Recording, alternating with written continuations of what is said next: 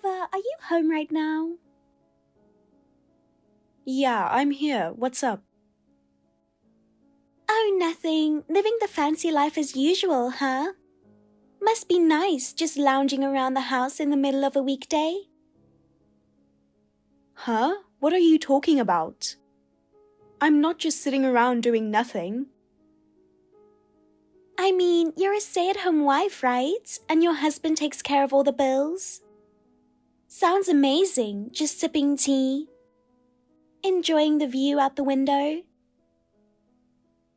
Just so you know, I'm not a stay-at-home wife. Unlike you, I actually have a job. A job? Yeah, right. You're always home. How many times do I have to tell you my office is my house? Wait, seriously? You actually work? But let's be real, you probably just make enough for pocket change. I wouldn't even call that a job. Excuse me? Just because I work from my laptop and don't have to run around all day doesn't mean I'm not working. For your information, I make about the same as my husband. Wait, what? I used to work at a company, but now I'm self-employed. It was tough at first since I had trouble getting clients. But now I've built up a solid client base and my sales have been climbing every year. Hold on, my brain can't process all this. You make as much as your husband? Isn't he like a manager at some big company? Pretty much. He's like the ultimate elite. When you married him, I was so jealous. And now you're telling me you make just as much as him? No way. So, how much do you make a month? Yeah, not telling you that. Come on, don't be stingy. We're sisters. Just tell me. No. Whatever, you're obviously loaded though. I bet you've got a whole collection of designer bags and fancy jewelry, right? Wow, I'm so jealous of you. Actually, I'm not really into designer stuff. Come on, but you can take all the luxury vacations you want. That's the dream. I want to live that kind of life too. Both of us are super busy with work. So we really don't have time to travel that much. I see. Then you must be eating at fancy restaurants all the time or spending a fortune at spas, right? Just because we have money doesn't mean I want to blow it on that stuff. We live a pretty normal life and I'd rather save for retirement. Okay, fine. Then just give me some spending money. How did we even end up here? I mean, you've got all this money and you're not even spending it, right? That's such a waste. I'll help you out. Just share a little with me. There's so much stuff I want and so many places I want to go. Okay, wow. Could you be any more pushy? Come on, you've got money, so what's a little bit for your sister? Unlike you, I have zero savings. We're sisters. It's not fair that you get everything. Excuse me? This isn't about fair or unfair. If you want the fancy life, how about earning your own money? No way! I'm terrible at saving up little by little. Plus, I'm not even working right now. Maybe it's time for you to start working. Before you go begging people for money, how about getting a job first? I'm just not cut out for working outside the house, you know. If I could work from home like you, that'd be perfect. But I suck at computers, so that's out. I've tried lots of different stuff, but nothing ever fits me. Lots of stuff? What are you even talking about? The only thing you ever did was a part-time job at a cafe in high school. And you quit after a week without telling anyone. Because, the pay was terrible and the work was super hard. And the manager wouldn't stop nagging me just because I was a little late. The senior staff were crazy strict too. Staying there would have driven me nuts. You probably shouldn't have arrived late to begin with. And before you actually learn the job, of course they're going to be a little tough on you. That's just how it works. Quitting after a week, that's just embarrassing. Whatever. I hate when people are strict with me. Yeah, you've always been spoiled like that. The second mom or your teacher scolded you, you'd pout like a toddler. You always threw a fit until the adults gave up. You were such a pain. Well, it worked because I was cute. Being pretty really pays off, you know. But if you keep acting like a brat even as an adult, you're never going to stand on your own 2 feet. I just want to make money the easy way. I mean, can't someone just discover me and make me a model or actress or something? Getting paid just to take pictures, that's the dream. With my looks, I could totally make it in Hollywood, don't you think? Unbelievable. You seriously have no clue how the world works. And for the record, modeling and acting aren't easy either. Anyway, Eva, just give me some spending money. No, go earn it yourself. Please. You are so annoying. Why are you this desperate for money? Because I want to go on a trip with my boyfriend. I want to stay at some fancy ocean view hotel that's perfect for Instagram. And I'm telling you, save up for it yourself. Set a goal like vacation fund and actually work for it. Jesus, that sounds like way too much work. I'm seriously not built for working. Working is too much? How exactly do you plan to survive in life? Don't tell me you're just going to mooch off mom and dad forever. Of course not. I know there's going to be a day when I can't rely on them anymore. Plus, our family's not even that well off. That's why I'm going to marry rich and have my husband take care of everything. That's the ultimate goal. I'm planning to succeed in life the laid-back way. Yeah, no. That kind of mindset is never going to work out. Okay, but be honest, I'm pretty gorgeous, right? I mean, compared to you, you're like below average if we're being real. Wow, thanks. Below average, huh? No, honestly, I'm super grateful to you. Because standing next to you makes me look even prettier. Unbelievable. That's exactly why I have no idea how your husband ended up choosing you. I mean, rich guys always want a hot wife, right? Wouldn't it be embarrassing to show up at fancy parties with someone average? My husband doesn't judge people by looks. And real wealth, those guys want a woman who can actually handle that lifestyle. If you don't have both the brains and the charm, they won't even look at you. Hold up, are you saying I'm not that kind of woman? For your information, I wasn't even a bad student, okay? Don't underestimate me. That's not the point. You don't work, you don't do chores, and you leave all the cleaning and laundry to mom and dad. And let's talk about your cooking. Your food tastes like some kind of chemical accident.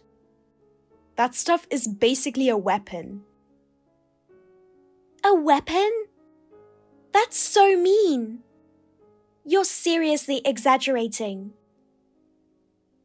Oh really? Healthy secret ingredients don't mean dumping vinegar and energy drinks into beef stew like you're mixing a science experiment.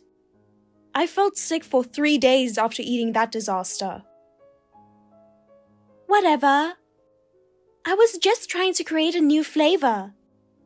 You just don't have the creative vision I do. You never clean either, so your room's basically a landfill.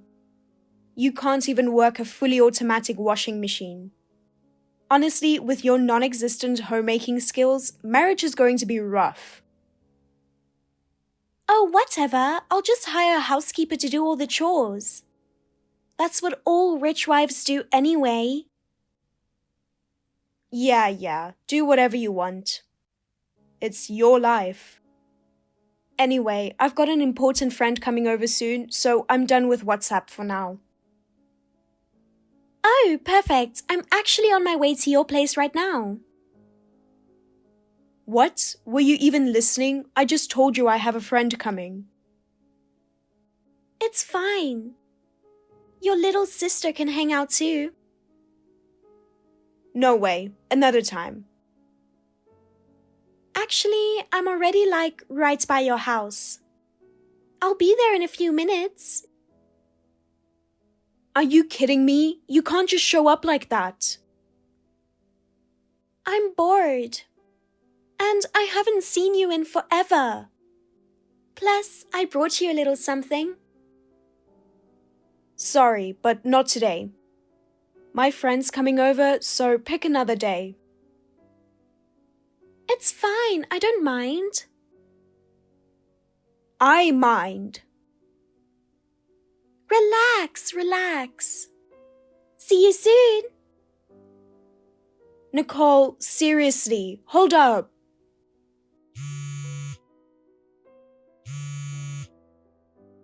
Unbelievable, she is so selfish. Nicole, we need to talk. Oh, sorry, kind of busy right now. Can it wait? No, it can't. This is an emergency. An emergency? The Lamborghini's gone. Wait, did you seriously take the Lamborghini that was parked in our driveway? What's the big deal? I'm out on a nice drive with my boyfriend right now. Don't ruin the vibe. You're going to mess up our whole date. So you did take it. The shiny, brand new Lamborghini. Yeah. I mean, how could I not? That car's way too cool not to drive. I can't believe this. How did you even get the keys? Oh, right before I left, I grabbed them from that chunky bag sitting in the living room. You went through someone else's stuff? Come on, don't make it sound so bad. I just borrowed it for a bit, that's all. When did you even take the keys? When you were in the kitchen and your friend went to the bathroom. I didn't see that one coming. By the way, since when do you have taste like that? I always thought you liked more boring, plain stuff. You do realize you're a grown adult now. It's time to stop obsessing over other people's things. You've been doing this since we were kids, constantly begging to borrow my stuff, then just taking it away. Taking someone's things without asking is stealing, you know? Stealing? Come on, don't make it sound so dramatic. I just borrowed it for a bit. What's the big deal? I was going to give it back later. If you take something without permission, that's not borrowing. We're sisters. Who cares? Your bag is my bag. That's not even my bag. Wait, what? Oh well, whatever. Doesn't matter whose bag it is. I'm in the best mood ever, cruising around in that Lamborghini, so let's not sweat the small stuff. You absolutely should sweat it. Seriously, this is beyond ridiculous. Me and my boyfriend are about to go play pretend honeymoon. The weather is perfect and driving along the coast is seriously the best. Pretend honeymoon? What does that even mean? I don't get it. You're not even married. Well, well, well. But my boyfriend goes to a top university and has a bright future, so we might get married for real. He's probably going to make bank, so I'll be living that luxury wife life. Oh, and this trip is just like a practice run. Our real honeymoon is going to be overseas. I'm thinking somewhere dreamy like the Maldives or Bali. But for now, we're doing a luxury hotel tour right here. We're staying in nothing but suites so I can soak up that celeb vibe. And of course, we're rolling up in a Lamborghini. Total Instagram moments, right? Not everyone gets to live out her honeymoon like this. Once I post it online, it's totally going to blow up. My friends are going to be so jealous. Pretend honeymoon my ass. You stole someone's car and took it for a joyride. What is wrong with you? Bring that Lamborghini back right now. Turn around and get back here this instant. No way. We're just starting to have fun. Nicole, that's enough. I'm seriously about to lose it. By the way, you're kind of cold, you know that? If you've got a fancy car like this, why didn't you just tell me? Why keep secrets from your own sister? You're always going on about how you don't care about luxury, but here you are, flexing with a Lamborghini. That's hilarious. Guess you do like showing off, huh? That car isn't even mine. Huh? Oh, please. Then whose is it? It's not your husband's, right? It belongs to my friend who came over today. A really important friend I'm meeting for the first time. Wait. You mean that broke-looking woman? She's not broke. How many times have I told you can't judge people by how they look? Oh, come on. If she can afford a Lamborghini, why would she be walking around in plain clothes with no designer labels? You're totally lying. She just chooses to spend her money on cars instead of clothes. Some people have different priorities, you know. She was wearing a cheap t-shirt and jeans. And she barely had any makeup on. She has to be broke. For the record, she makes more than I do. Yeah, right. You're just making stuff up because you don't want to let me keep the car. You're so cheap. I'm serious. Bring it back. Do you know how embarrassing this is for me? So sorry, but we already got on the highway. Too late now. We're flying down the road and it feels amazing. What? The highway?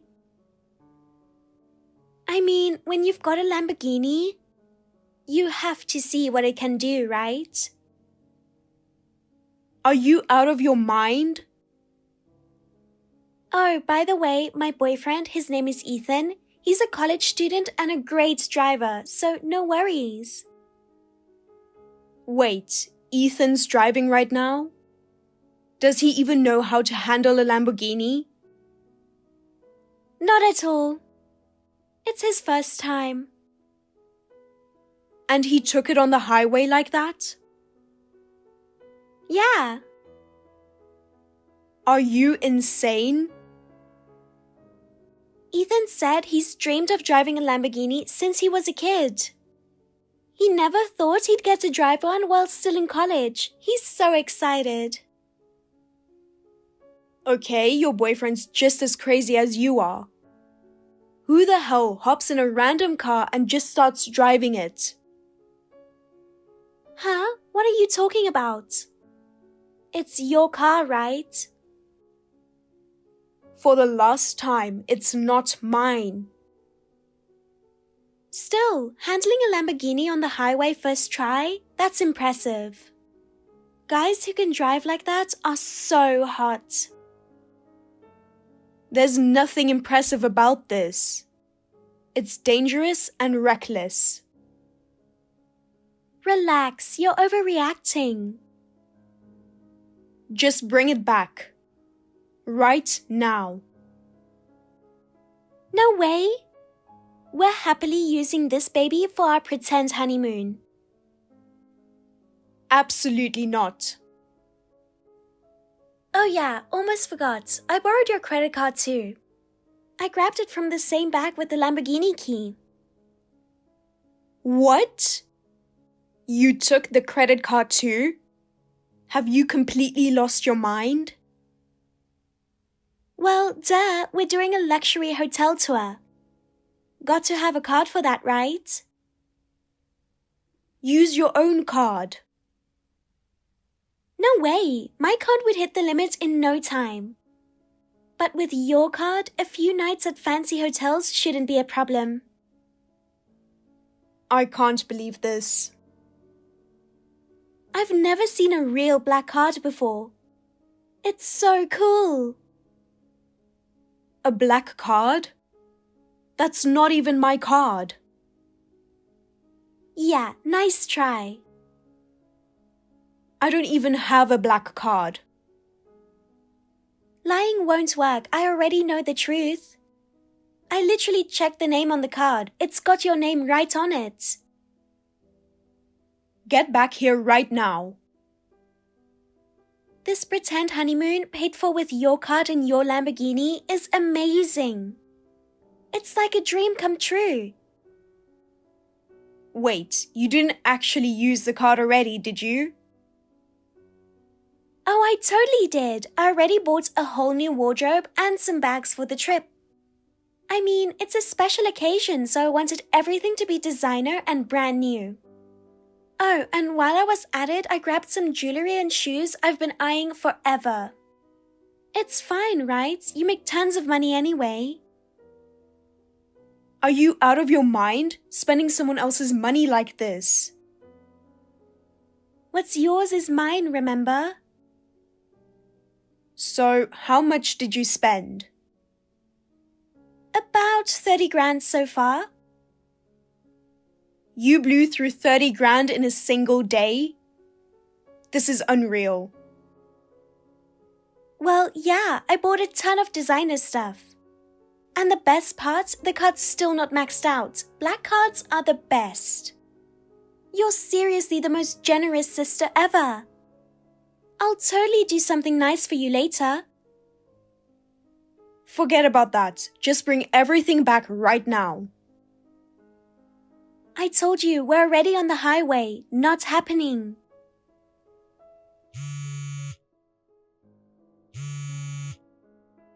Jesus. Eva, you just don't give up, do you? You're ruining my whole trip. I'm blocking you until we get back, okay? Later.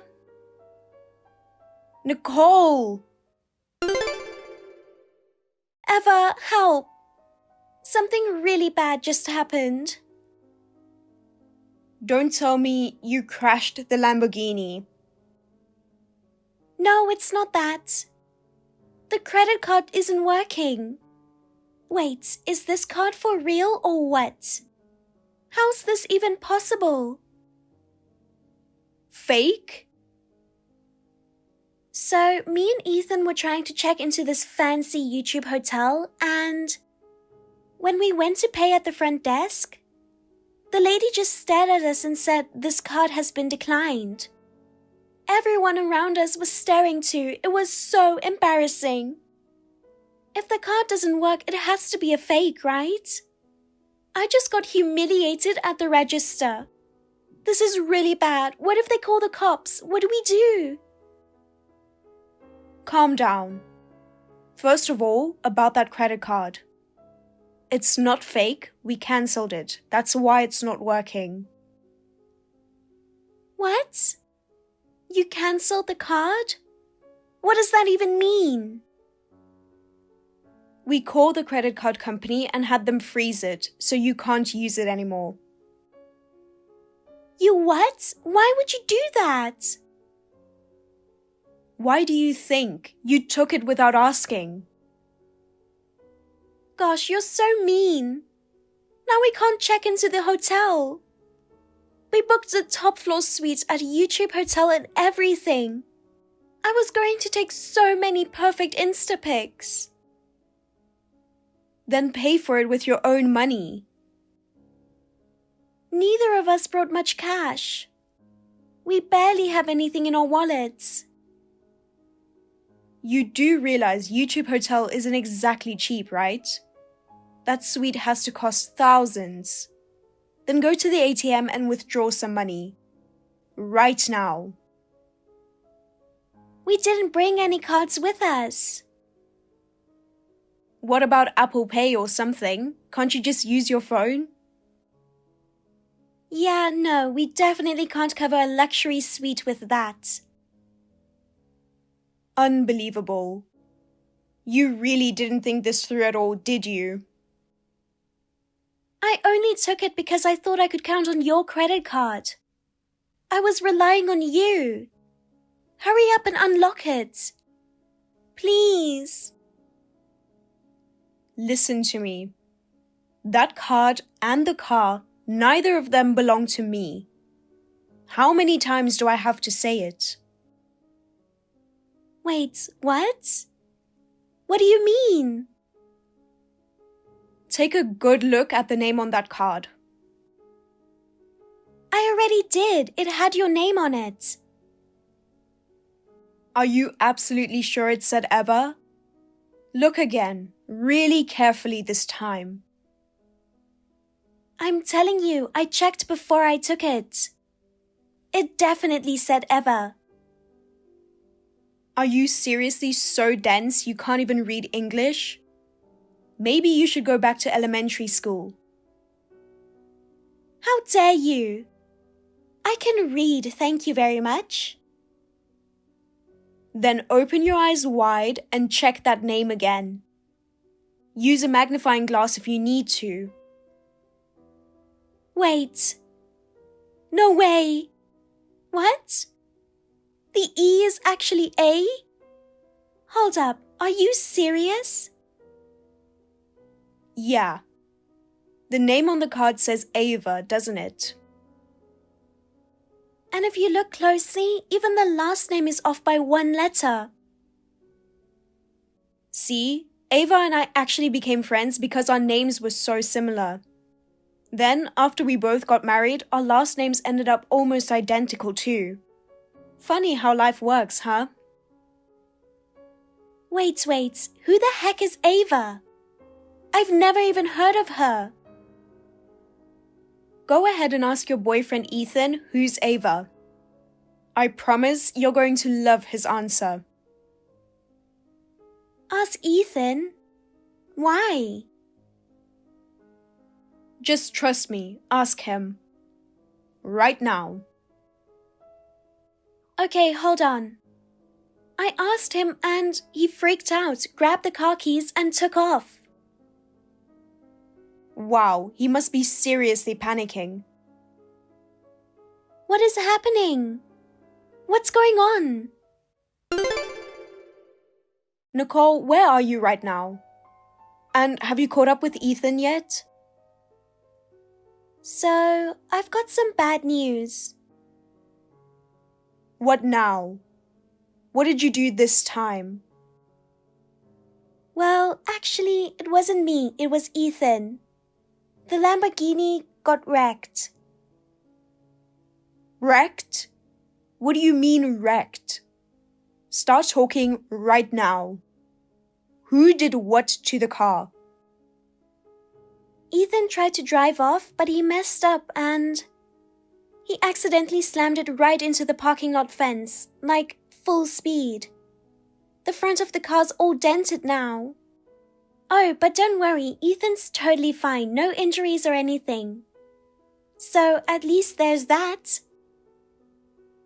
What were you thinking? Do you even understand what a Lamborghini is? This isn't just some regular car. How do you plan to pay for this? Oh, come on, don't get so mad. People make mistakes. We're only human, right? We'll just get it fixed later, no big deal. There's insurance, so everything will work out. It's not like it's the end of the world just because my boyfriend messed up a little. We're family, can't you just cut us some slack? Okay, yes, I'm glad no one got hurt. But that's not the point. And speaking of Ethan, did you ever figure out why he freaked out and ran the second you said Ava? Oh, right, I kind of forgot about that.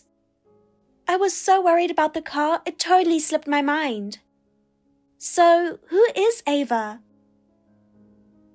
Ava is actually Ethan's sister. Wait, what? His sister? Hold up, are you saying Ethan's sister is that Ava? Exactly. Remember that time you begged to crash one of my friend's house parties? You snuck in and made a whole scene. Ring any bells? Oh yeah, now that you mention it. I only crashed that party because I figured there'd be tons of rich, successful guys there. Isn't that where you met Ethan? Wait. Hold on, my brain is short-circuiting here. Are you telling me the host of that party was Ethan's sister? Nobody told me that. Bingo. And from what I've heard, Ava is a super strict and terrifying big sister. Ethan never mentioned he had a sister? He did, but he always said they weren't that close, so I never even saw a picture of her. I never thought she'd turn out to be one of your friends. The second you said her name, Ethan must have connected the dots and completely freaked out. Can you imagine what's going to happen when she finds out her own credit card got stolen and her precious Lamborghini got taken for a joyride? So, you're saying I just spent my boyfriend's sister's money? All $30,000 of it? Isn't that like a literal crime? Exactly, it's definitely a crime. Oh, and don't forget about the Lamborghini. That's part of the crime package too. Wait, what? Let me say this one more time. The credit card and the Lamborghini, neither of them are mine. They both belong to Ava. So don't get it twisted. Wait. Hold up. How does Ethan not know what kind of car his own sister drives? They're family. How did that even happen? I wondered the same thing at first. But they live separately now, and the car was only delivered 5 days ago, so he probably had no clue. That's what Ava just said. She's right here next to me. If you've got an explanation, now's your chance. Wait, she's there? Are you serious? Yeah. She's standing right by the door, arms crossed like a bouncer. Is she mad? Well, I'm sure she is. Oh, absolutely. I mean, first she finds out you blew through 30 grand on her credit card. And then she hears that fixing a Lamborghini, even for minor damage, starts at around 20 grand. She's literally holding her head right now. 20 grand? It costs that much? Could be even more, honestly. So yeah, thanks to you two, Ava's been absolutely furious all morning. And she's been brainstorming all kinds of creative punishments for when you two get back. She's smiling, but her temple veins are popping. No way. This can't be happening. Oh, and by the way, the staff at YouTube Hotel just called. They found you and Ethan. So there's no more running. Wait, what? The hotel called? How? They don't even have your number. They didn't call me, they called Ava. Turns out her husband owns a resort development company. And through his connections, they reached out to the hotel directly. Plus, Ava's pretty tight with some of the execs over there, so they were more than happy to handle this real quick. Small world, huh? No way! This is so unfair. Unfair? You did this to yourself. You reap what you sow. And, by the way, looks like the cops just showed up, so you might want to deal with that first. Oh my god, there's actually a cop car here. This is unbelievable. Told you, Ava's not someone you want to mess with. Especially when it comes to money. And her car, she treats it like her baby. Once you piss her off, who knows what she'll do. What am I supposed to do now? I don't know, figure it out yourself. I'm scared. Please, Eva, help me. Well, good luck with that. Come on, please, beg Eva for me. Tell her to forgive me. Absolutely not. I'm your sweet little sister. How can you abandon me like this? Sorry, but right now, sweet is the last word I'd use to describe you. No way! You're on your own. That evening, Nicole showed up at my house with Ethan, both of them shaking like leaves. The second they stepped through the door, they desperately apologized to Ava. Ethan was practically begging, saying I had no idea it was yours. We'll never do anything like this again, please forgive us. Of course, there was no way Ava was letting this slide. She slammed down an invoice for $80,000 right in front of them. That covered everything, the unauthorized credit card charges, the Lamborghini repairs, and even the cost to fix the parking lot fence they crashed into. Nicole, who always swore she'd never work a day in her life and was counting on marrying rich, is now stuck working multiple part-time jobs from morning till night. After mooching off our parents for years and living like a complete slacker, she's apparently screwing up constantly at work and getting yelled at by her bosses on the daily. As for Ethan, he dropped out of college and now works at a company owned by one of Ava's friends. That company is infamous for its brutal training. And Ethan has already tried to quit several times. But every time, Ava randomly shows up to check on him, catches him in the act, and drags him right back to work. Apparently, he's been crying his way through every single shift. Lisa, you've entered our side of the house again without permission, haven't you? Sure, it is a shared house, but there are 2 areas for 2 families, and we have promised each other privacy, haven't we? You are not allowed to go back and forth between the 2 areas at any time you want.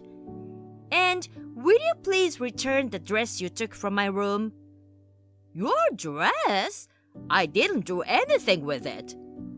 Anyway, it's not right for a wife to wear such a gorgeous wine red dress with fancy embroidery. A married woman should dress more modestly and neatly. Lisa, I haven't told you what kind of dress is missing. As you know, I work in the apparel industry and have a lot of clothes. I have dozens of dresses. But you accurately described that particular missing dress.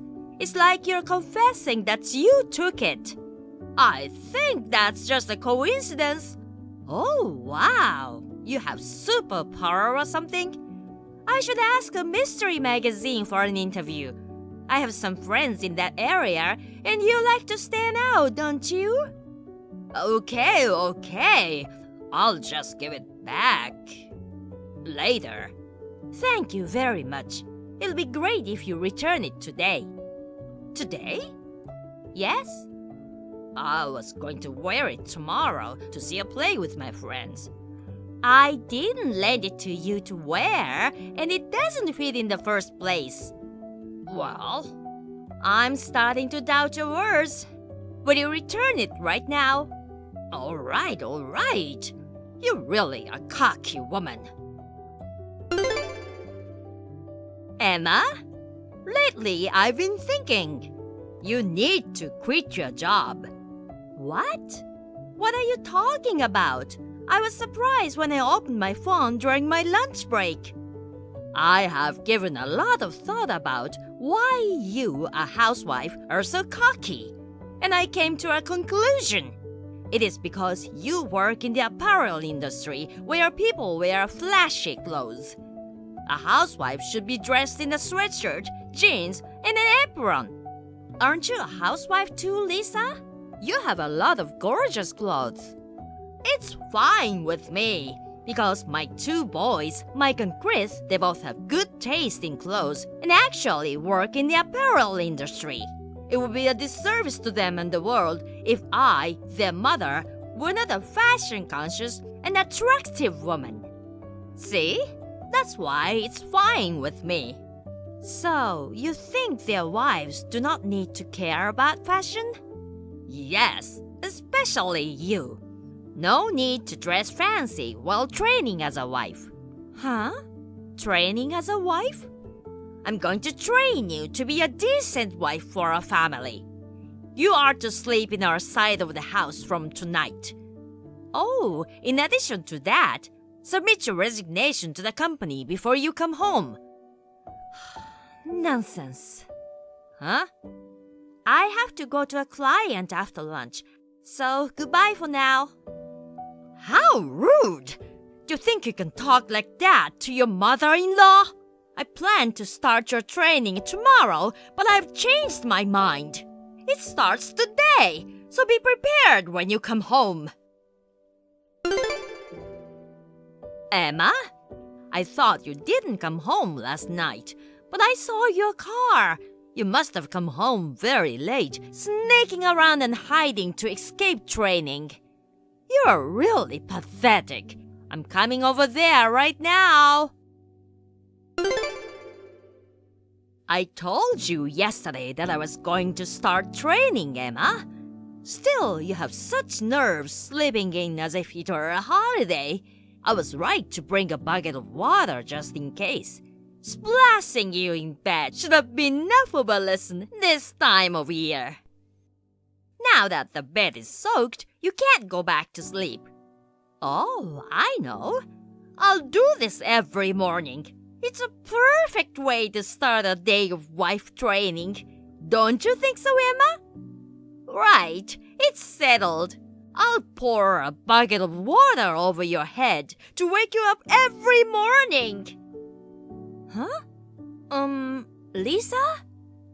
All right now, get up and come to the kitchen on our side of the house.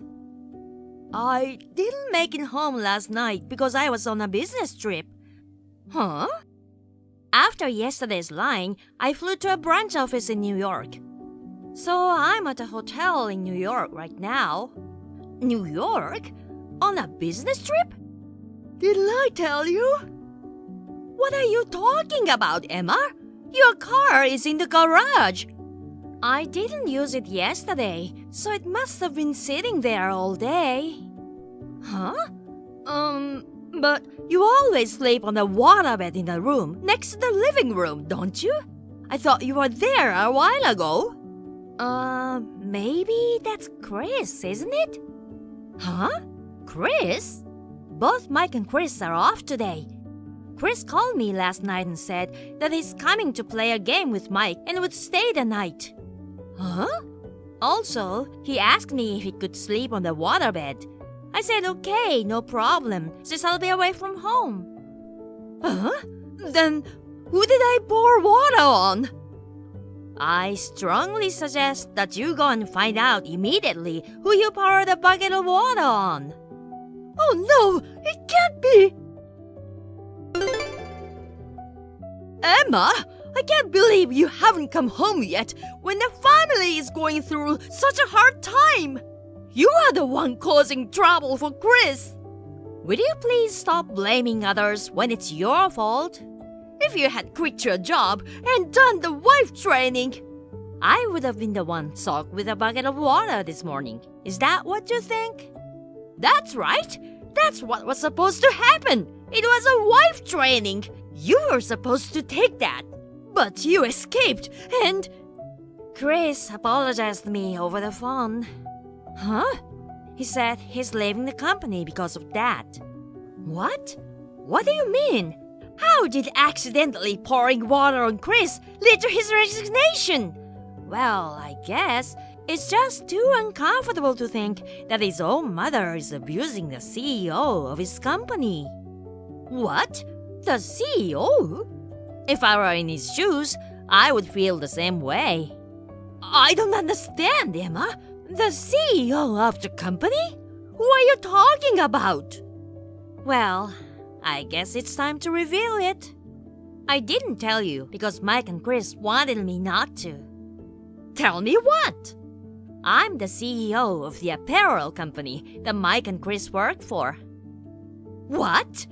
Why did you keep such an important thing from me? Mike and Chris were worried that you might abuse me if you found out that your sons were working for your daughter-in-law who should be lower than them. So they suggested before the wedding that we wait and see for a while. But after all, without even knowing that, you forced me your ridiculous wife training and poured a bucket of water on me. Chris was very shocked to learn of his mother's foolish act. He felt so sorry about it for me and decided to leave the company. Oh no, he shouldn't! Of course, Chris is an excellent worker. So I convinced him to stay, saying it would be a big blow to the company if we lose him. Oh, did you? You did a good job! But he didn't think it was okay. It's so Chris, honest and sincere. Huh? Mike feels the same way. What do you mean by that? They are coming to your place tonight and share their thought with you and your husband, Jack. Then you will know what your sons are thinking. What? What is it all about? Well, I'll stay in New York tonight. Bye for now, Lisa. Emma! Please, please, please! Please stop them! Oh, it's about what you discussed last night, isn't it? Chris says he's leaving home and marrying his girlfriend to avoid me bullying his future wife. And Mike says he will stop living together at the end of this month. Naturally, that's the way it will be. On top of that, Jack says he's divorcing me. Yes, I've already heard about it. His decision surprised me too, but I wouldn't blame him.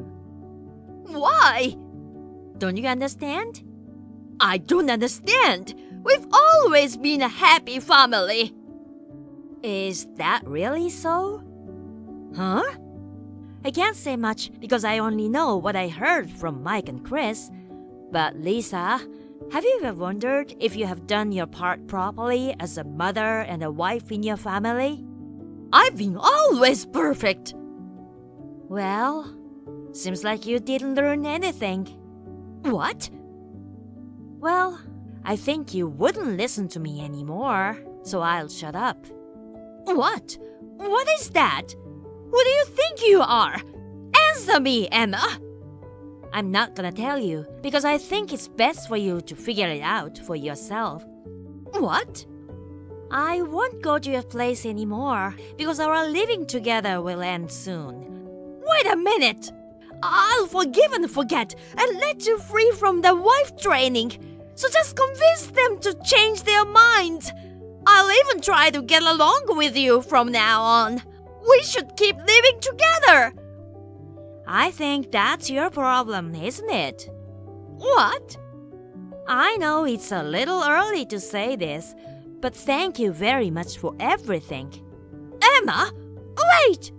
Goodbye. After that, we put an end to sharing house without ever speaking to each other.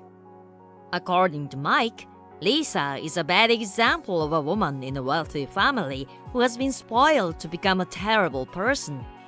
That's what he said. I couldn't help but feel sorry for him, thinking how difficult it must have been to have such a mother. A few weeks later, Lisa and Jack divorced. Lisa went back to her parents' house in the countryside, where people are old-fashioned and not very kind to an elderly woman returning from a divorce. Currently, she leads a very reserved life, being treated like trash by her brother, the head of the house, and his family. Chris married shortly after his parents divorced.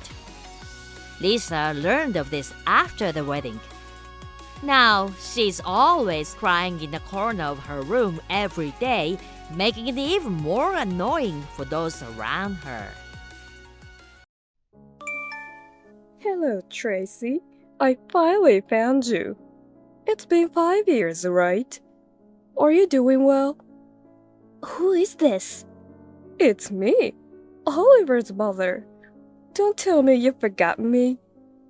What? Could it be Megan? That's right.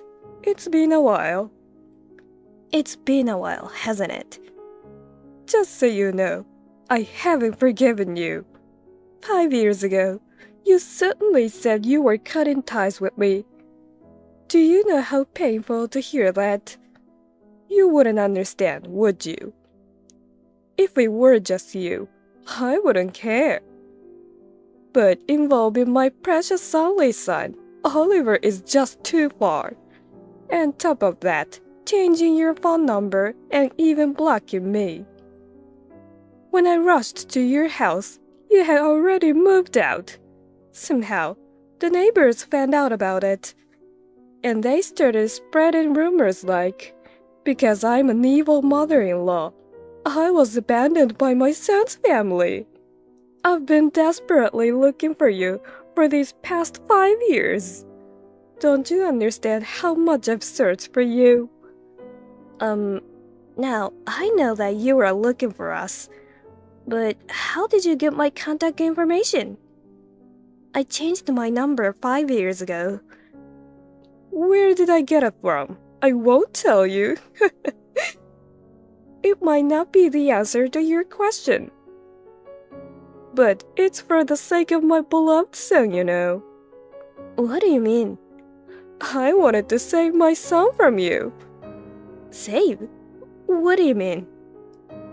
You brainwashed Oliver, didn't you? Otherwise, there's no way he would have said he's cutting ties with me. He was such a good son, always thinking of his mother. If you're so worried about Oliver, why don't you find Oliver's contact information? Why did you contact me? Someone you hate? It couldn't be helped.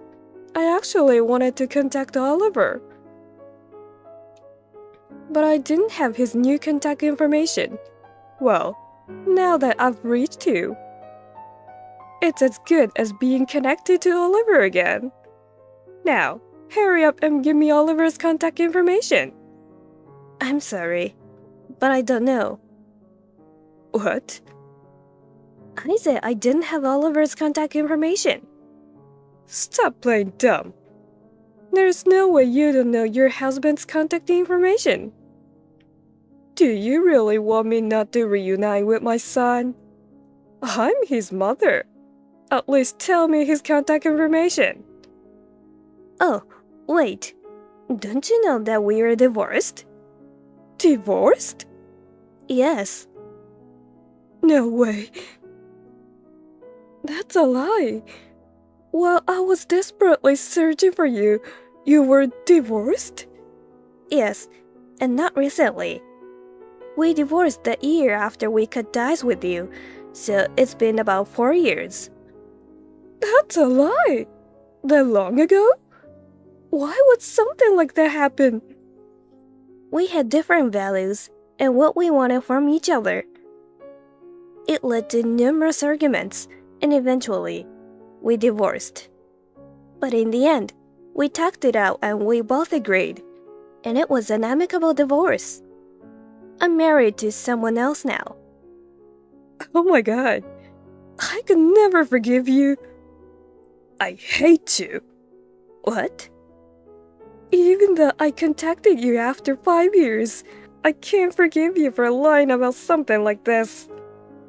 What are you talking about? I'm not lying. Stop acting. I know everything. Why do you think I'm lying?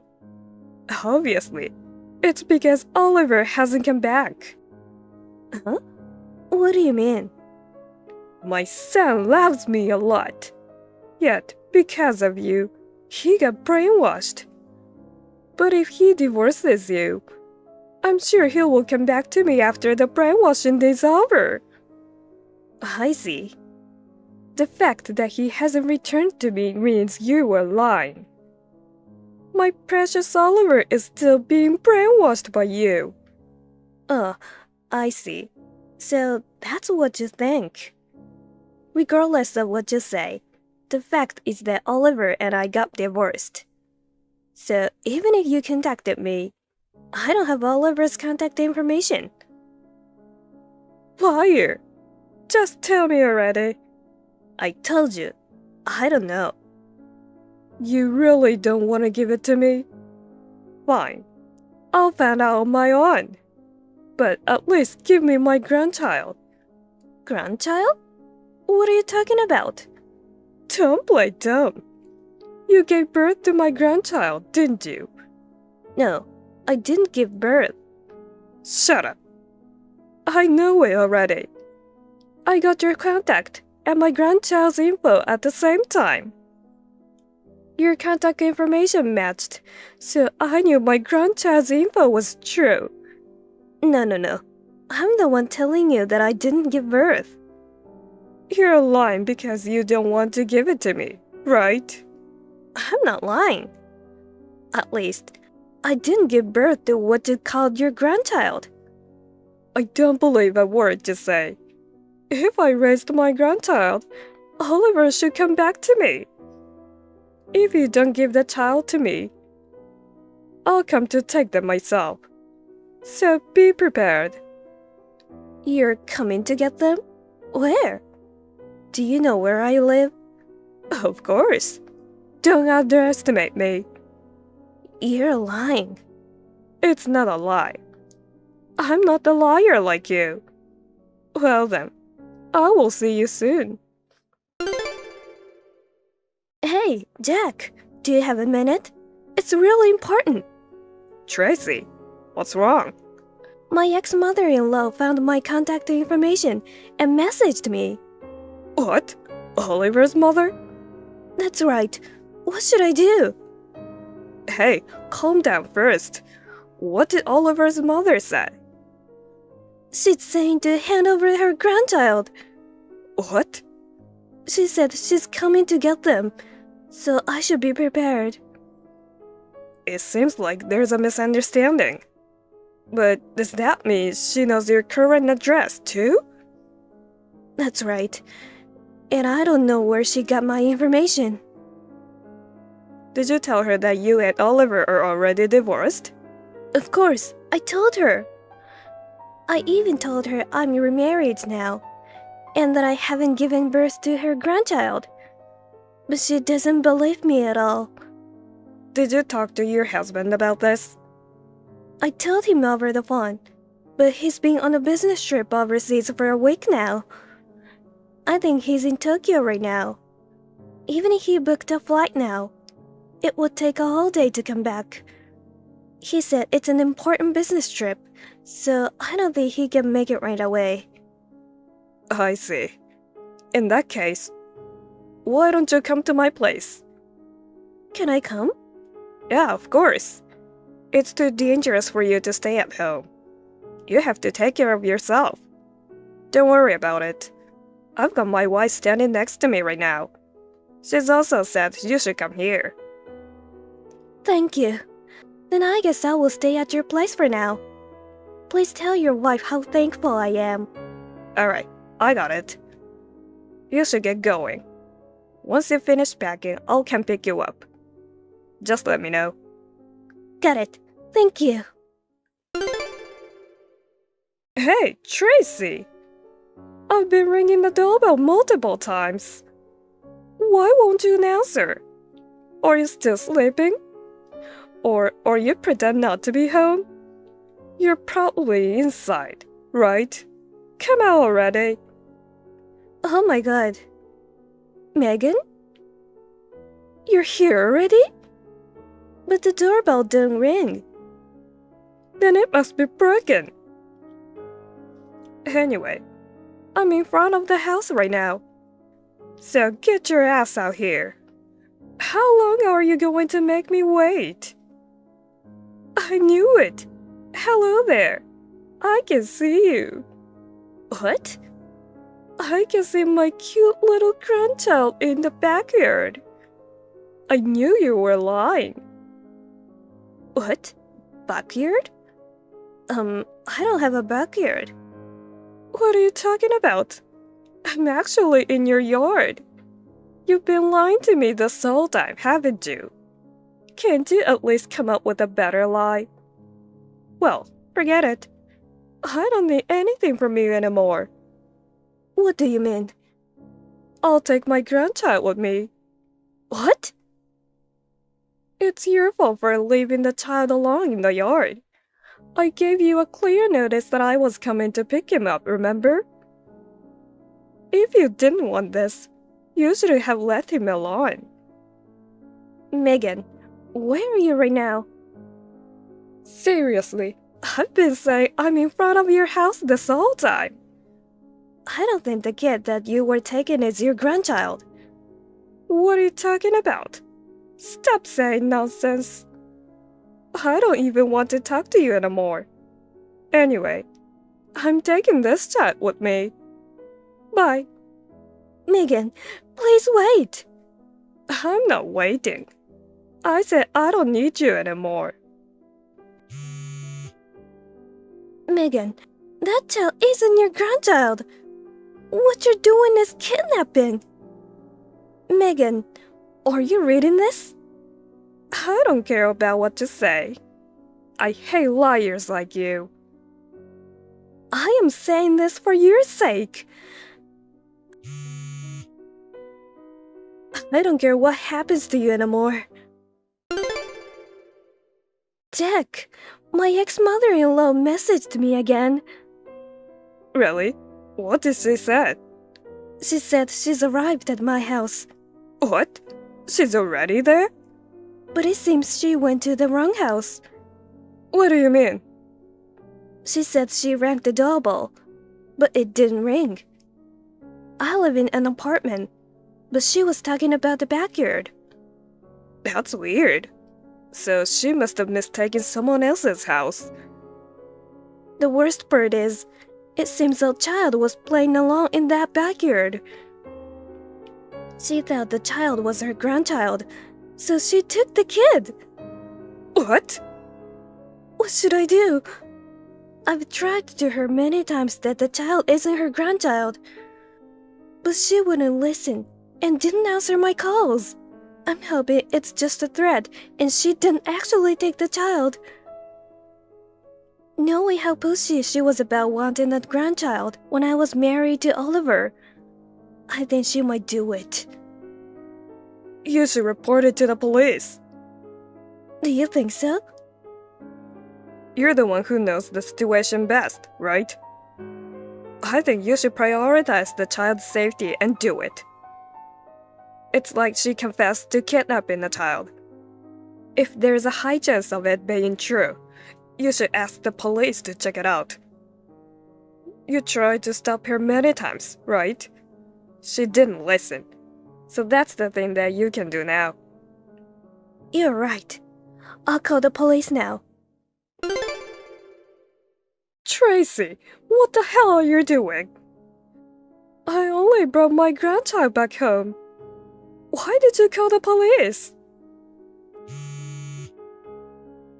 Hey, don't ignore me. Where are you now? You finally replied. I'm in big trouble. Tell me where you are. I'm on the train with my grandchild. Just now, I got a call from a neighbor. They told me that the police were in front of my house. I'm a grandmother, and yet you are calling the police on me? Are you going that far? Is the child safe? You don't mean to harm the kid or anything, right? Huh? What are you talking about? Me hurting this adorable child? There's no way I would do such a thing. Thank goodness. I know you don't want to believe me, but I will say it again. That child isn't your grandchild. Isn't my child either. You were kidnapping someone else's child. I'll say it again. I don't believe a word you say. Then let me ask you, how old is the child you were with right now? Just tell me roughly. Huh? This child's age? He told me with his finger that he was 3 years old. What a smart child. I don't know who told you about my child. But my baby is still in my belly. He's not born yet. What? But he's not your grandchild. I told you that I got remarried, right? My husband is the father of my child, not your son. What are you talking about? My grandchild is sitting right next to me. If it's your grandchild, why are the police at your house? What? Let me ask you another question. Why would you think I have given birth to the child you were with? Because I know your address. It's a house with a green roof near the north exit of Everpeak Station in Lakeside City, right? There was only one house with a green roof, so I recognized it right away. What? Everpeak Station in Lakeside City? The kid was playing in the yard of that house, so he must be my grandchild. That house was where Oliver and I lived after we cut ties with you, until we got divorced. What? I live in a completely different place now. I don't know who gave you this information, but both the address and the child seem to be wrong information. Oh no. I think the landlord told us before that a newlywed couple will be moving in after we move out. No way. Oh yeah, I remember now. I also heard that the wife was pregnant. If she was pregnant at that time, their child must be about 3 years old now. Then this child is probably the child of that couple. Then where's my grandchild? I don't know. Just like you found my contact information. Why don't you find out Oliver's contact information and ask him? At the very least, I didn't give birth to your grandchild. Also, I will tell you this for the sake of my ex-husband. What? Oliver did not cut ties with you because I brainwashed him. Your overbearing behavior as a mother was too much for him, and he was mentally exhausted. What? Your verbal abuse toward me was also excessive. Even though Oliver tried to stop you many times, you didn't listen. He was completely disgusted by your ugly behavior. It was him who decided to cut ties with you. Oh no, that's a lie. Also, Oliver isn't in the US right now. What? So he's overseas? I knew it. So you know Oliver's contact information after all. I don't know. My current husband is on a business trip overseas and isn't at home. So I talked with my brother about you. Then, my brother checked up on Oliver through an acquaintance of his. I just found out too.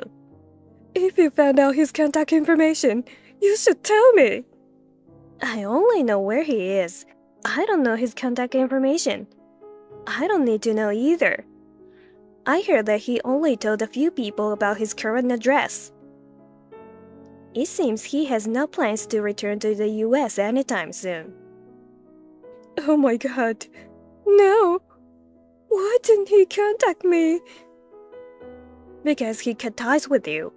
More importantly, I think you should worry about yourself. Turn yourself in as soon as possible. Please return the child to his parents.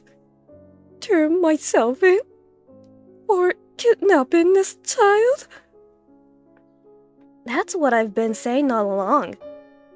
I just wanted to live with my son and my grandchild. After that, the police called me to update me. The police told me the child was safe and sound. I felt relieved when I heard that. Apparently, the police have been watching the nearest station to Megan's home. They caught her at the station, as she was acting strangely by repeatedly looking back while holding the 3-year-old child. The parents of the child filed a report without hesitation. Megan was arrested and sentenced to prison. I didn't know this, but apparently, the Megan's husband had already passed away. Even after getting out of jail, I'm sure Megan will have a lonely old age. Later on, Oliver called me from abroad through a mutual acquaintance. Despite having cut ties, he cried and apologized many times, saying how sorry he was for what his mother had done. He is now remarried, and he told me they're expecting a child soon. I was happy to know that he will be a father soon. We both wished each other continued happiness and ended the call. I will be in my final stage of pregnancy soon, so I want to take care of myself and prepare for childbirth.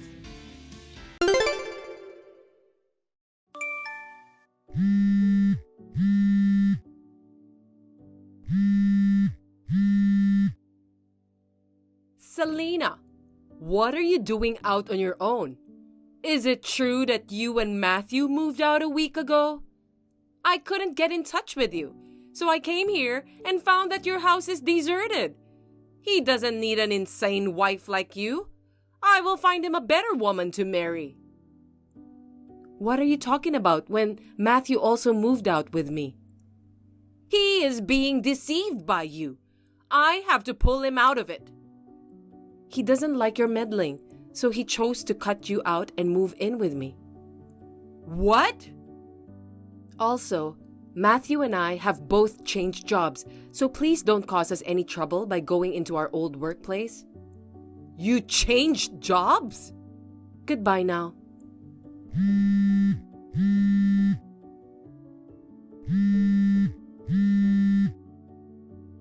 Tell me your new address. Selena! Selena, it's been a long time. Has it already been 3 years? What? My mother-in-law suddenly contacting me? Isn't it a little late for that? Oh, I knew you didn't block my number. Yeah, well, even though we don't want to speak with you, we still need to keep tabs on what you're up to, just in case. I thought you'd given up and would never contact me. What do you even want? Still the same sassy wife who can't keep her mouth shut. Well, I'll put a stop to that today. I won't let you get away with it anymore. Huh? What are you going on about? I tracked down you and Matthew's address. What? And, Selena, I heard you're pregnant. And isn't the baby due today? Your neighbor told me she saw you leaving last night, saying you were having contractions. If you're replying to me, then you've already had the baby, right? She was born in the middle of the night with Matthew by my side, and it was a very easy delivery. I thought I would ask you to start apologizing today for making him disappear from me the way you did. But even if you apologize now, I will never forgive you. Apologize? I have nothing to apologize to you for, nor do I intend to apologize to you ever. Cheeky! Find them. I'll discipline you severely from now on so that you'll never think to speak to me like that again. Having a child with Matthew is the expected thing for a wife to do, so don't feel so special about it. Don't think you've fulfilled your role as a wife just because you've given birth once.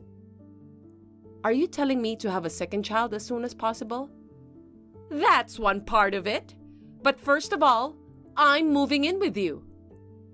Huh? I'll start living with you today to discipline you. So get out of the hospital in 30 minutes. What are you talking about? The doctors won't let you do that. It's common for women to be discharged from the hospital around a week after childbirth. I've never heard of being discharged in 30 minutes, even in fiction.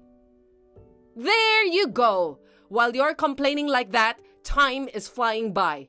You have 28 minutes left. Get out of the hospital as soon as possible. I mean, that can't really be what's on your mind today. I think your priorities are clearly in the wrong order. What are you talking about?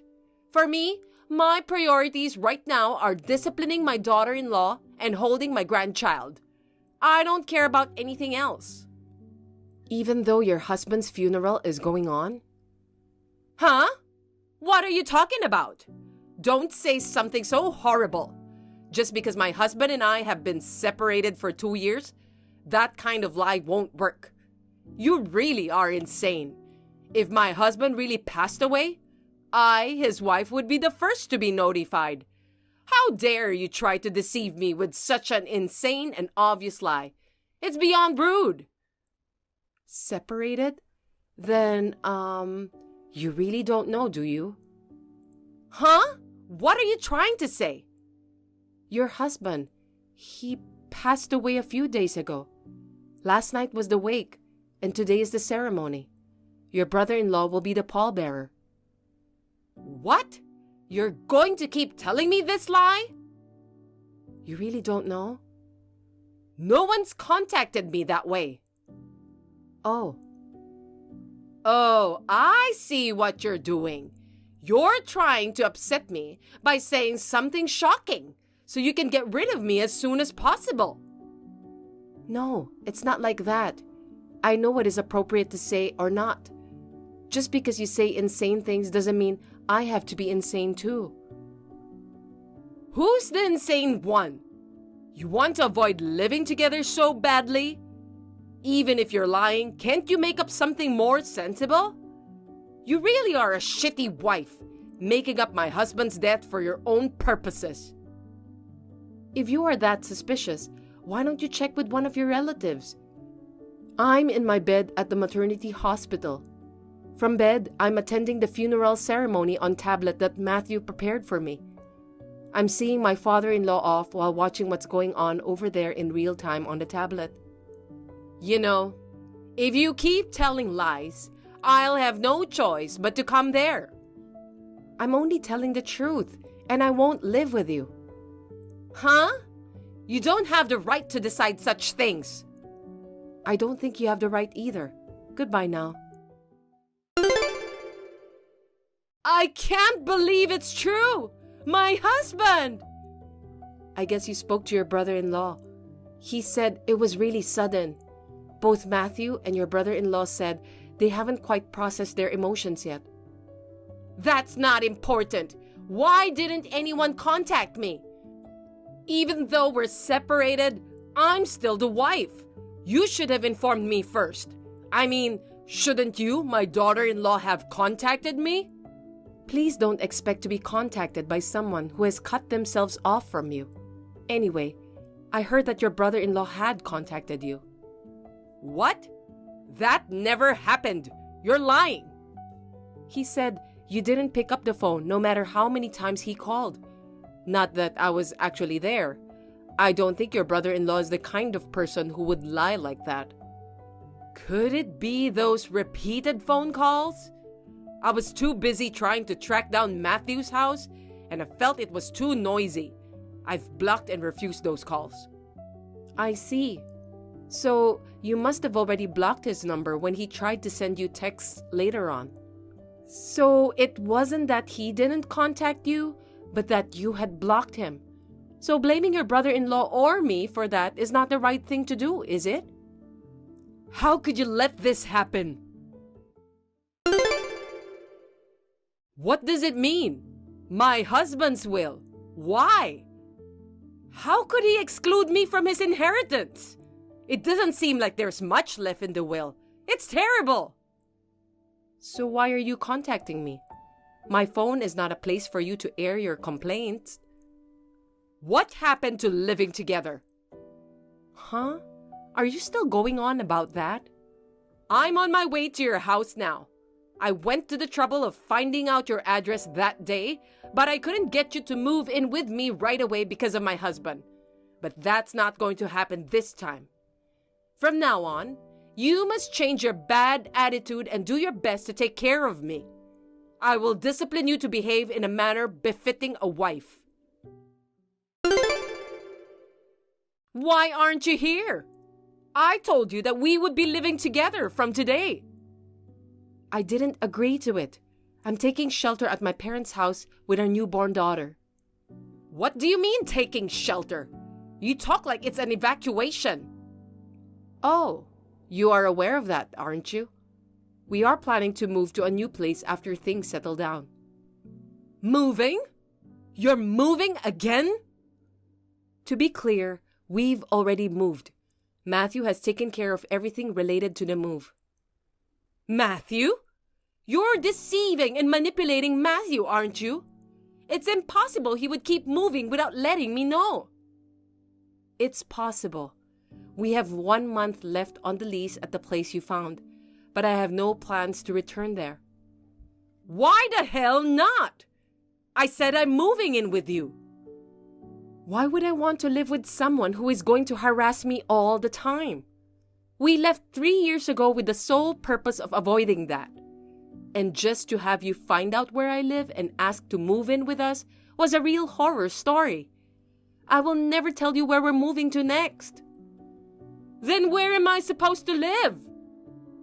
You were living separately from your husband, right? Why don't you just go back to the place that you were living? I couldn't pay the rent, so I was evicted. Oh. 3 years ago, I thought you were at least working part-time. Did you quit? I stopped doing that a long time ago.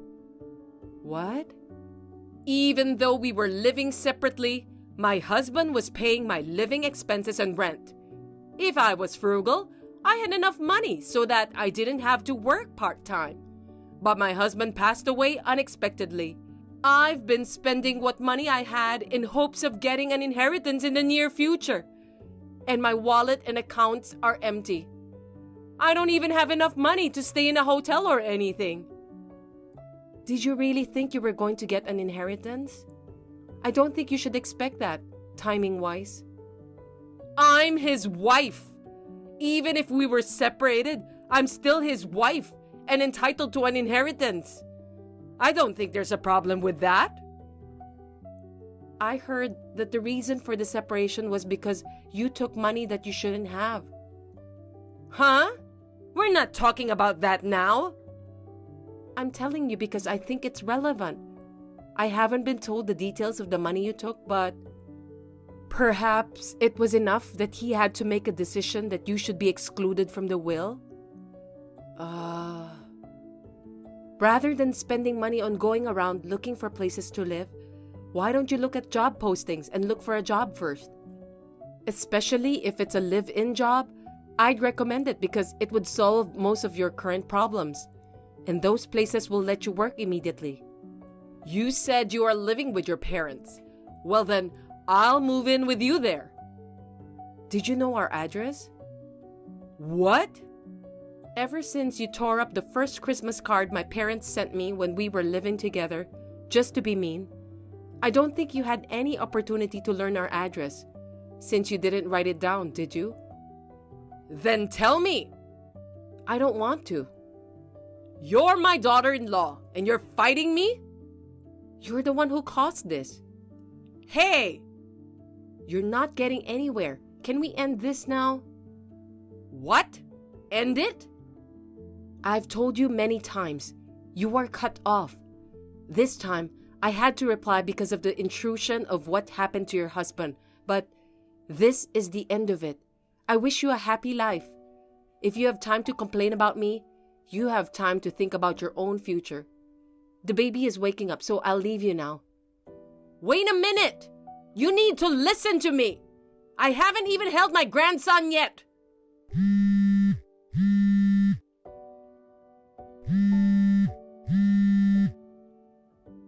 Answer me! Selena!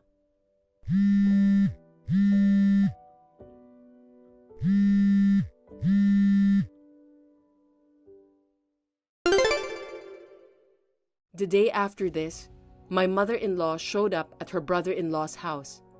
In fact, her brother-in-law hadn't been in contact with her for the past 2 years.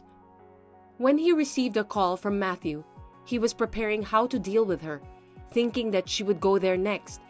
So at the same time that my mother-in-law showed up, her uncle, who is a relative that my mother-in-law has a hard time with, appeared on the scene. He was going to place her in a live-in workplace through a friend of his. She was put in a black van that appeared at the uncle's signal, crying and sobbing, and left. Now she is working hard, being worn down by strict senior workers. As it's a live-in job, I guess it's good that she could find a place to live. Finally, I blocked her number. Once we get settled, Matthew and I will change our phone numbers. Bob, can I tell you something? Is something wrong? I'm almost done with work, so if it's not urgent, you can tell me about it after I get home.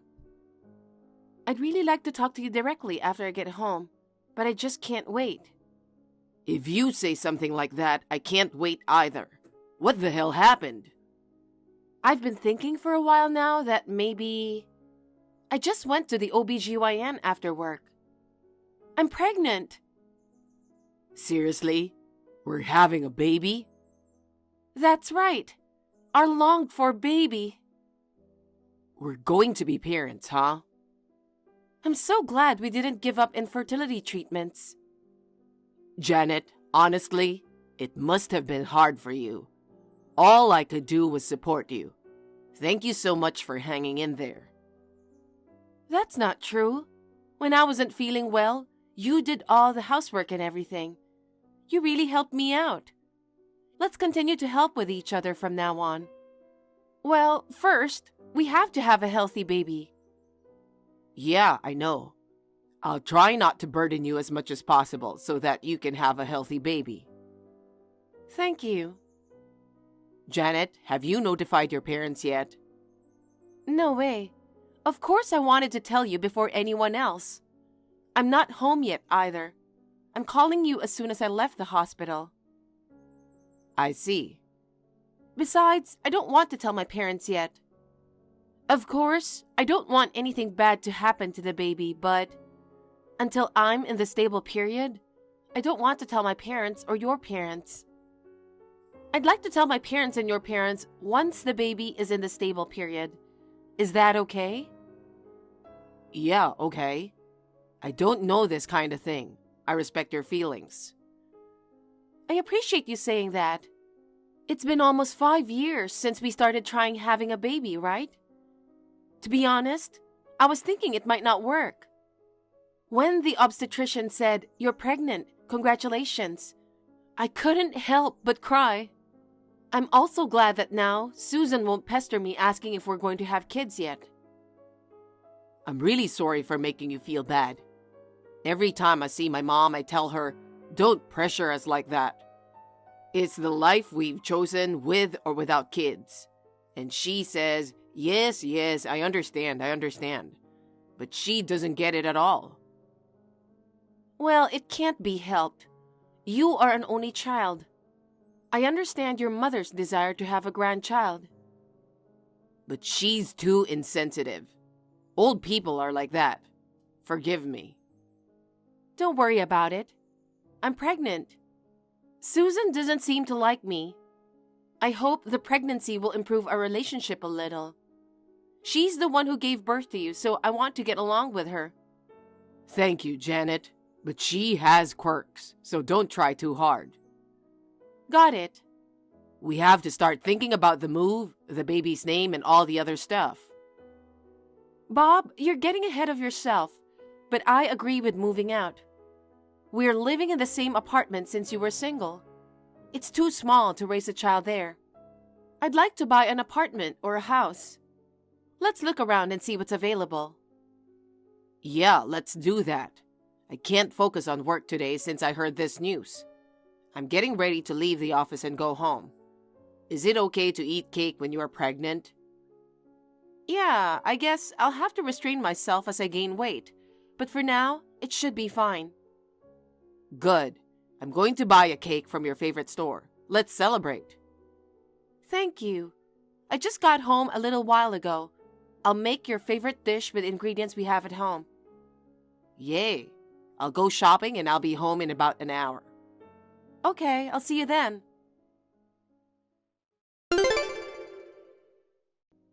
Congratulations again, Janet. When you told me the day before yesterday that you were pregnant, I was really surprised. I asked you the other day if you were going to have a baby yet. Why didn't you tell me that you were pregnant? I was the only one who didn't know. I'm sorry, Susan, that I didn't tell you yet. But you were not the only one. We decided not to tell anyone until we were in the stable period. We decided that we wouldn't tell anyone, not our friends, not the people at work. I didn't tell my parents either. Well, it's so sad that you treated me like your friends and colleagues. I've been so worried about you guys for so long, and yet you're so cold. I appreciate your concern. I was having morning sickness and all. I was afraid to tell you because I didn't know what would happen. I'm sorry I made you feel bad. Oh, well, I'll let bygones be bygones this time. Thank you very much. Not to change the subject, but I thought a pregnant woman needs to be nourished. I sent you all sorts of groceries yesterday. Have you received them yet? I just got home from work and was preparing dinner. Then I received the package. I just put them in the fridge. I should be the one to call you. I'm sorry for that. I was just about to call you, though. Oh, really? Well, that's okay. It's from a store known for fresh fish. It's really delicious. I wanted you to try it too. I appreciate the sentiment, but I'm afraid I can't eat raw fish right now. So I will eat vegetables and processed foods. Bob will have the fish. I bought it because I wanted you to eat it. You're saying you can't eat what I bought? I didn't mean it, but you know that raw food is not good. Of course. Maybe you think I'm harassing you? No. The fish is really fresh, so it's safe for pregnant women to eat. I'm sure of it. I really appreciate your gesture, but I'm not feeling too well right now, so please let me pass this time. Huh? You're a pregnant woman right now.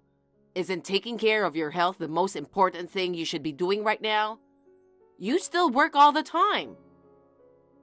I take days off from work when I'm not feeling well.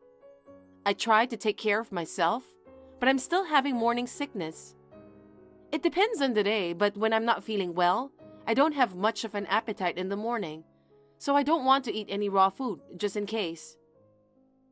I'm worried about my unborn grandchild if you're like that now. It's my first grandchild, so I need you to be healthy. I'm sure the morning sickness will settle down soon, so don't worry. The doctor says my baby's growing well. Is that so? That's good, but I just thought of something. I've got an idea. I'm going to make lots of food that you can eat even if you have morning sickness. I'll invite you to dinner. Come to my house next weekend. I've had morning sickness myself, so I know exactly how you feel. Thank you so much. I really appreciate your concern. But when I'm not feeling well, I really don't have much of an appetite. I might end up leaving most of the food. I don't mind it at all. I want to do something for you, Janet. I hope you understand me. Thank you. Well then, I'll visit you this weekend. That's the way it should be. I'm really looking forward to it. Since Bob got married and left home, I've rarely cooked for anyone other than my husband. I'm so excited. I can't wait for the weekend. Thank you very much. I'm looking forward to it too.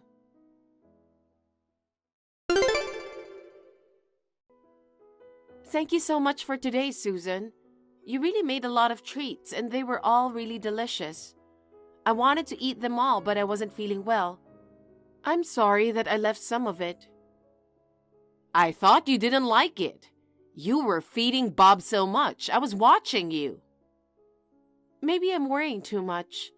It's my first baby, so I try not to eat raw food, just to be safe. I'm sorry if I made you feel bad. I really appreciate your kindness. Oh, yes. I was really looking forward to it. It's just so unpleasant that you left that much food. Oh, no. Do as you please. But if you give birth to a baby with a poor appetite, I won't forgive you. I'll do everything I can to make sure I give birth to a healthy baby. I'm really, really sorry about today.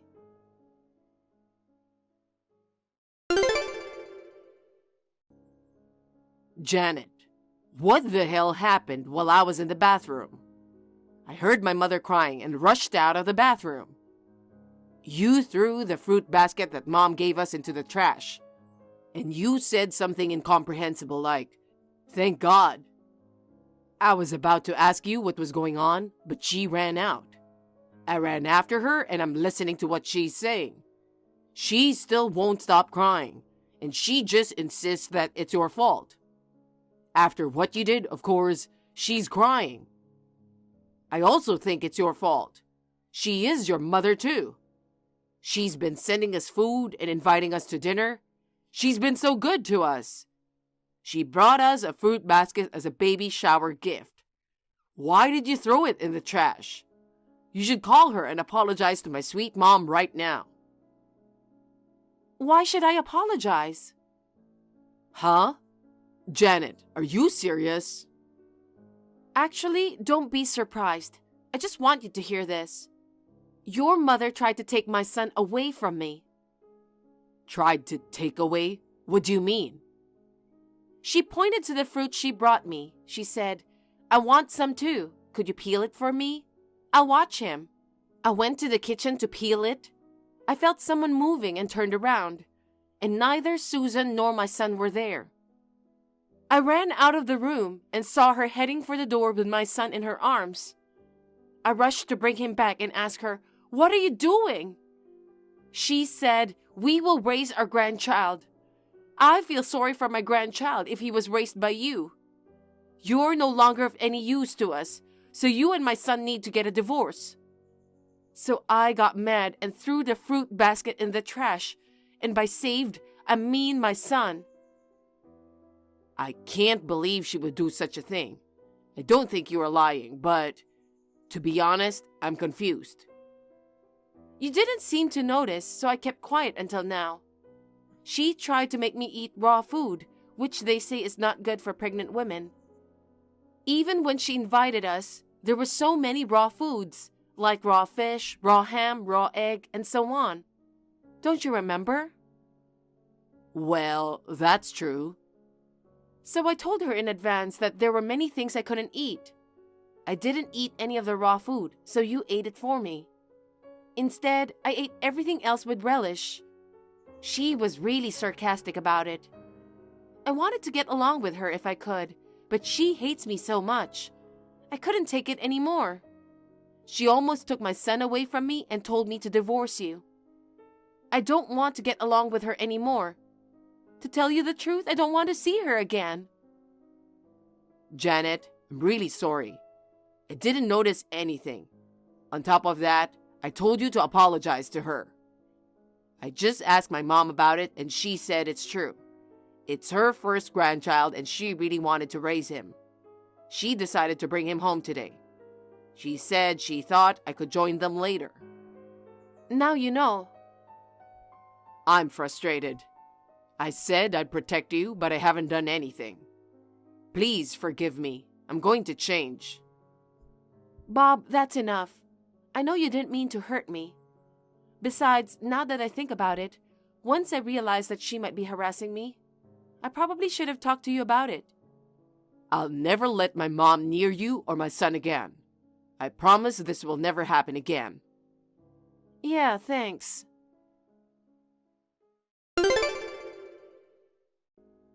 Good evening, Susan. Janet, I've been meaning to call you too. Thank you for calling me.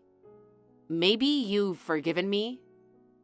Yesterday, Bob got really mad at me. He told me that he would never let me see you or my grandson again.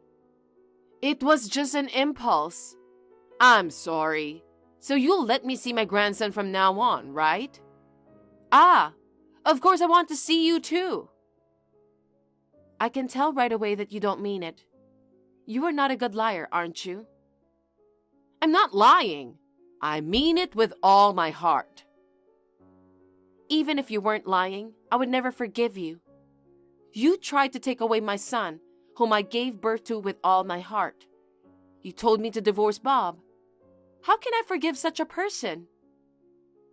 I contacted you today to say goodbye. Huh? Goodbye? Wait a minute. Don't say that out of the blue. To be honest, I'm still mad.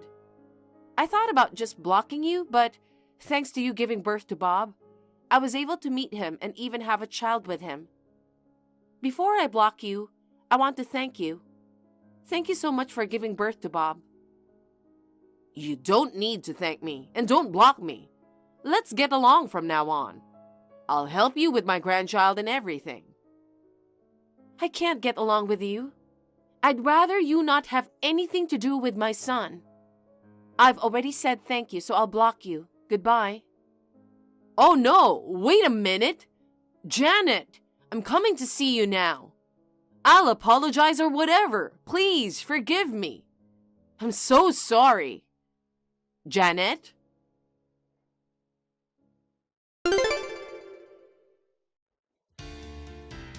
I blocked Susan. My father-in-law heard about the numerous harassments she had done to me and the fact that she tried to take our son away from us.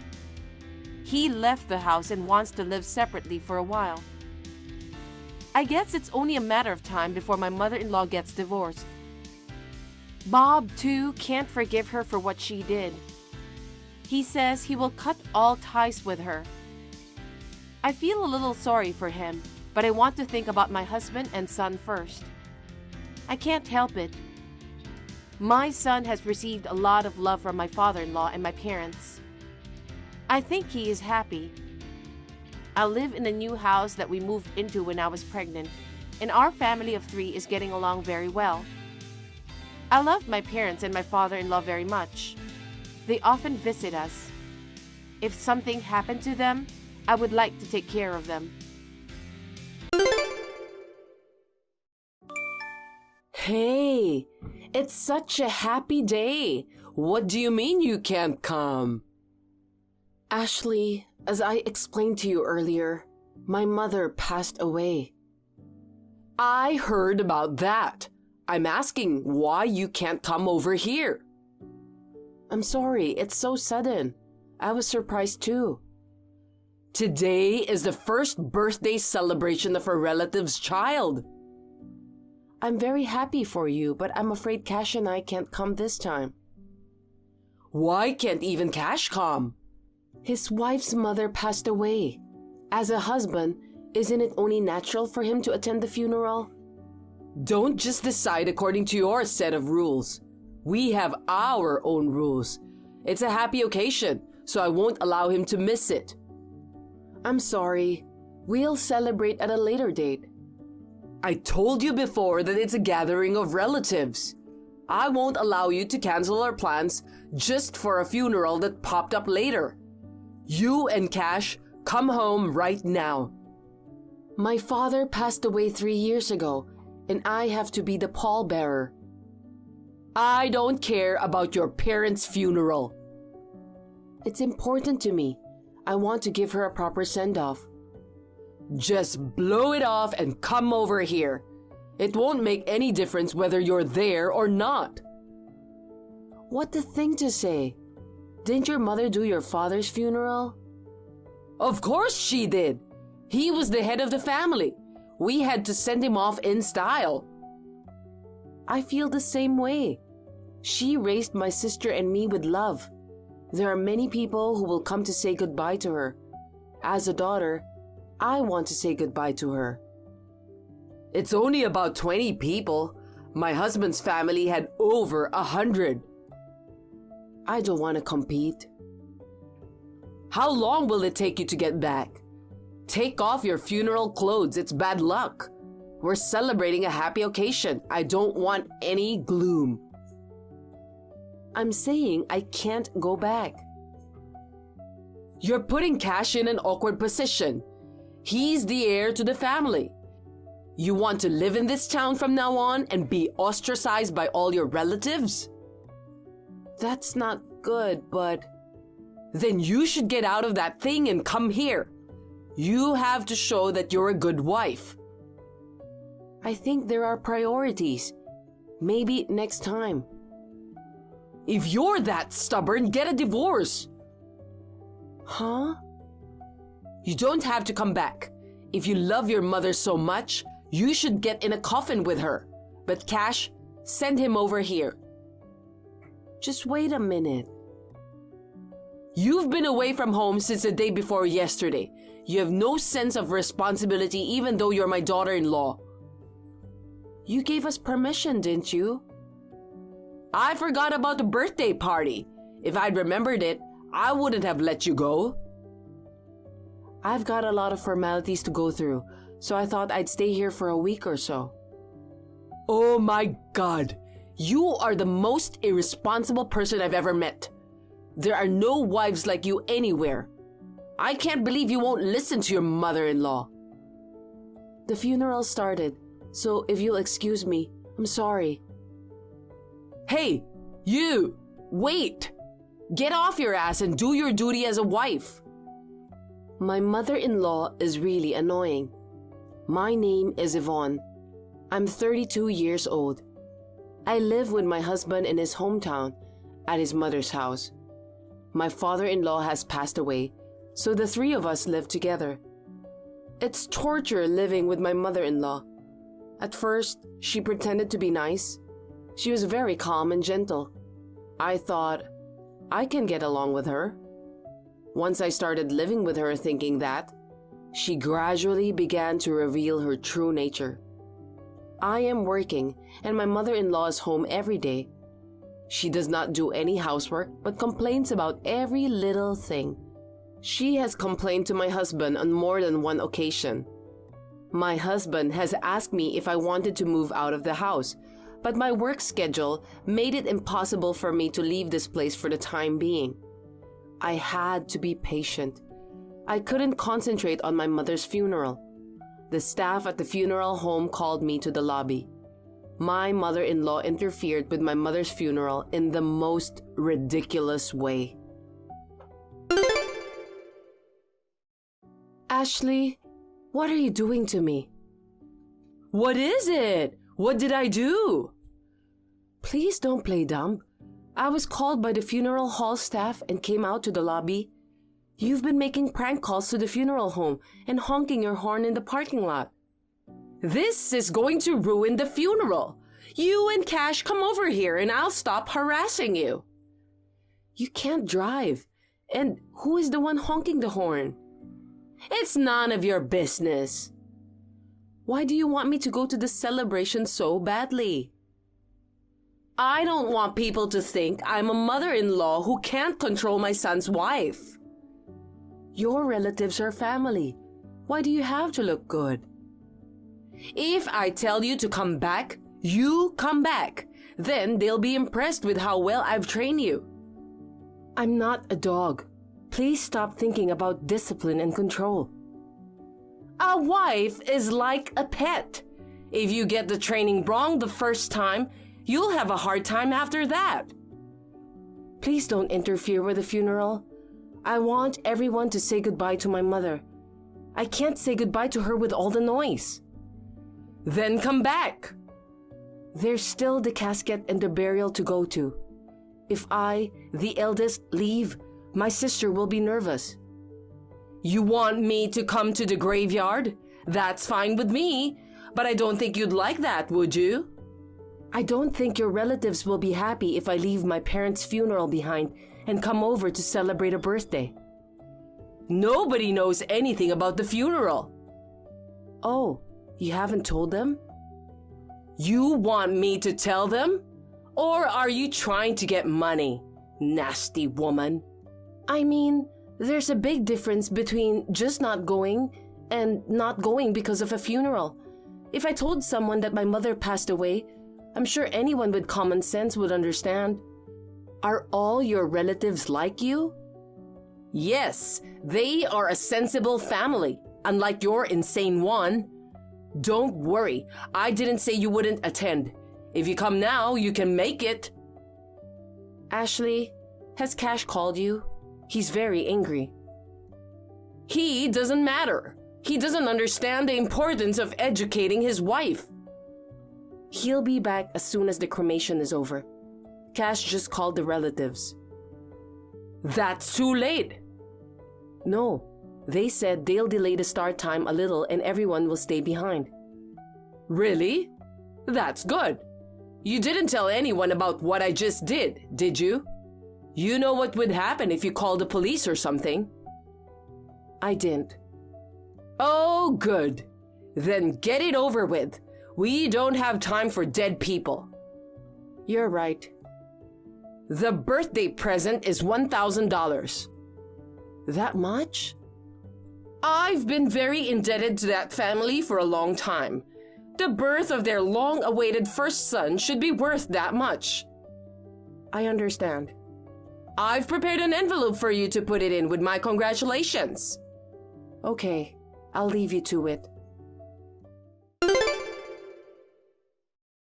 You're not done yet? I'm waiting at home. What are you waiting for? Hurry up and come home. Cash and I are already at the relative's house. What are you doing, Ashley? What? I was waiting at home for you to pick me up. It's a 20-minute walk. Why didn't you come by yourself?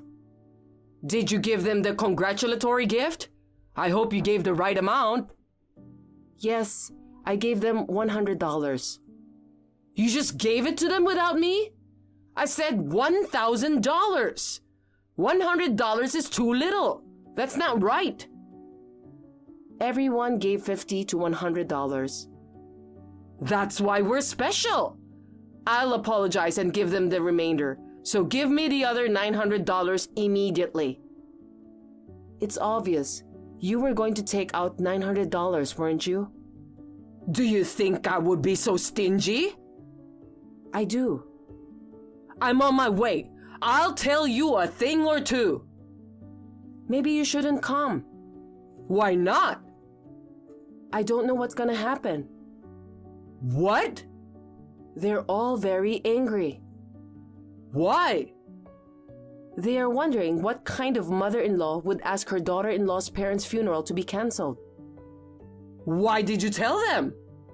We had to tell them why we were late, didn't we? I was worried that they were all crazy like you, but I'm glad they all understood. I went to the house in tears and everyone was worried about me. I was relieved to hear that you were the only one who was crazy. This is between you and me. You made a big deal out of it. No, you're the one who got us all into this mess. Even the birthday celebration was supposed to be a small family affair. But you intervened and told us to have a big party with lots of people, didn't you? It's more fun that way. It's a happy occasion. What's wrong with that? I heard that even in the countryside, there aren't people who give $1,000. I was about to be fooled. That's enough. I won't go to the celebration. Say hi to everyone for me. It's not just a celebration. You'd better realize that you won't be invited to all the weddings and funerals in the future. Even if you want to go, you'll be uninvited. Why not? Doing this to the daughter of the president who's been so kind to you, everyone says they don't even want to think of you as their relative. What do you mean?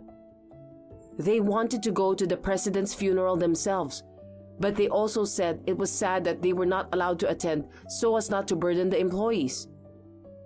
Who's the boss? Do you know of a chain of commercial facilities that operates mainly in rural areas? Nyasco, right? There's one near my house. Of course I know of it. But so what? It's a medium-sized shopping mall. It's very much appreciated by people in rural areas that don't even have shopping malls. Many of my relatives and neighbors work there. I believe you work there part-time or something? It's been talked about in the media as a way to help solve the local employment problem. So what's the point? Tell me already. It was my mother who developed Nyasco. What? She was the president of Nyasco Corporation. Your mother was the president? Why didn't you tell me? When we greeted each other before our wedding, my mother told me that she would decide whether or not to tell you about her business. She didn't tell me. That's what I meant. My mother decided she shouldn't tell you. Why not? When you're the president of a big company, there's no end of people asking for money. Are you saying I'm like that? In fact, you are so dirty with money that you even tried to steal the birthday money. You took advantage of a child's celebration and tried to make $900. There's no limit to the extent of your greed. That's my mother. She saw right through it. You're out of line. You are disrespecting your mother-in-law. If I knew you were such a mother-in-law, why do you think I moved in with you? Because Cash, who loves his mother, suggested it, right? No, it was because I needed to stay here for a while for the opening of Nyasco's new store. What? I am not a part-timer. I was an area manager in charge of setting up and managing the store. What's an area manager? I don't understand. Is that big? It's not big. It's a job with a lot of responsibility. You're just a low-level worker, so don't get all smug about it. I'm not an area manager anymore. Don't tell me you were fired for being too incompetent. Well, that makes sense. Do you want me to do it for you? No, thanks. You're the only one I won't be hiring under my authority. Who do you think you are? Will you stop being an insane, unemployed person? I am not unemployed. I'm taking over as president of the company in accordance with my mother's wishes. What? I'll be working at the head office, so I'm moving out and moving back to Tokyo. I will start a new life in Tokyo with Cash, so... Wait a minute! Please live quietly in this peaceful town without being bothered by anyone. You're not taking me with you? The house my mother left behind is certainly large, so it's not impossible to invite you. Then it's settled. I've always wanted to live in Tokyo. I've always longed to live in the city. I'm not going to invite the trash who interrupted my mother's funeral and didn't even let me take my time to say goodbye. What? Today, my sister and I promised to toast together while looking at my mother's portrait. Now she's waiting for me to come home alone because of Trashly. I think you're talking to the wrong person. I am your mother-in-law. What's wrong with calling you Trashly? Acting like trash and talking so big? Just because you're the president doesn't mean you can act so high and mighty. Oh my, some people change when they have money. Shut up, Trashly. Don't say that. Ashley is such a pretty name. It doesn't suit you, so I changed it. I left you with Ash. You should be happy. Or I'll call you Trash. I feel sorry for the Lee used for a trash name like yours. Smart-ass girl. Cash loved our mother too. He adored her more than his own parents. That's why he's so angry about this. He says he doesn't mind if we cut off our relationship with you. Cash has nothing to do with this. He is my son. Of course he would take my side. You really are an idiot. Cash started a new family. That's his priority. Don't take away my son too. That's okay. You have your thug boyfriend. Huh? A scumbag with no money and no teeth whom you've been dating since your husband was still alive? The youngest of 8 brothers, Butch, 59 years old? You two are a perfect couple. Trash and scum. How do you know all about that? Cash caught some asshole honking his horn in the funeral home parking lot. He told him to tell everything or he'd call the cops, and Butch folded. Damn Butch. You've got a bad temper and bad taste in men. You're helpless. I can't stand it. I can't believe I'm being so ragged on by you. You should watch your step. That's my line. No matter how angry Trashley gets, there's no one left who will listen to her anger. You need to understand your situation. Loneliness is the hardest thing for a human being. I've never heard of anyone being cut off for disturbing a funeral. I've never heard of anyone disturbing a funeral. By the way, did you know that's a crime? I've never heard of such a crime. It's called obstructing a sermon. I went to law school, so I remember thinking there was such a thing. No way. A prank call to a funeral home is a crime of obstruction. I didn't mean to commit a crime. So? You're not going to help me? You inherited a large amount of money, didn't you? You're the president of Nyasco, so you'll be making a lot of money from now on. Somehow, with the power of money, could you... Our company is also big on donations. We build schools and wells overseas. We can't spend money on garbage. Oh, please. Don't bother me or Cash ever again. I won't even let you see your grandchildren. Well, I think you'll be arrested, so you might not see them even if you wanted to. You said you wouldn't report me. I didn't, but the ceremony hall did. You and your scumbag boyfriend are going to be sorry in a cage. Oh no. I'm going back to my sister's. I don't want to be disturbed. I'll block you. Goodbye, Trashley. Trashley was arrested. Unfortunately, it was her first offense, so she was just fined. Perhaps it would have been easier to go to jail, because she was cut off from 8/10 of the town. Or should I say, plenty of the town. It seems that she was completely ostracized by the people. By the way, do you know what the other 2/10 of the town are? I heard it's to lend a hand at least for the funerals and the fires. I wonder if there's anyone who can give a hand to Trashley. As for me, my work is so hard that I don't even have time to worry about Trashley. Once again, I realize how great my mother was. I'm going to do my best to fulfill my mother's wish, which was to cheer up Japan.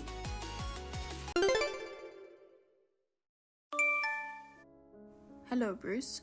I have something important to tell you. Can we talk? Miss Victoria, I was so worried about Trisha. Since she cancelled our date, I haven't heard back from her. Trisha went to the hospital, right? How is she doing? They told me she had cancer and only had a year to live. What? No way, are you serious? Trisha is only 24 years old. It's true. I wish we would have found it earlier. I never thought she'd get cancer. She didn't get a checkup for cancer screening before. By the time we found it, it was too late. What? I don't know what's going on. She was fine just a little while ago. I'm sorry for messaging you like this so suddenly. Trisha asked me to tell you. I don't know what to say. I can't think about anything right now. I couldn't believe it when I heard it either. I kept asking my doctor if there was some mistake, but it was real. Trisha has cancer and only has a year to live. I knew I had to tell you, her fiancé, as soon as possible, but I was busy going back and forth between the hospital and home. I couldn't get my mind right, so I couldn't contact you right away. I'm sorry it took me so long to get back to you. Hold on. I don't know what to do. I know. I know it's confusing to hear this suddenly. Do you know what caused it? We don't know the cause. She doesn't smoke or drink. She has always said her health came first, and she was very careful about her diet. She seemed to enjoy her work. She didn't seem stressed out. And we don't have a family history of cancer, so I guess you could say it was bad luck. I see. So I have a favor to ask you, Bruce. Sorry. I have to take care of something now. I have to go. Wait, listen to me just a little longer. Trisha needs you. I can't see Trisha when she's like this. I can't do it right now, even if you ask me to stay by her side. It's not like that. I understand how you feel. I won't ask you to see her. I just want you to talk to Trisha just once. She says there's something she really wants to tell you, so can you call her? No, I really don't have time. I can't even talk to her. Please, just once is all I need. Trisha is too worn out to send messages, so let me call you just once.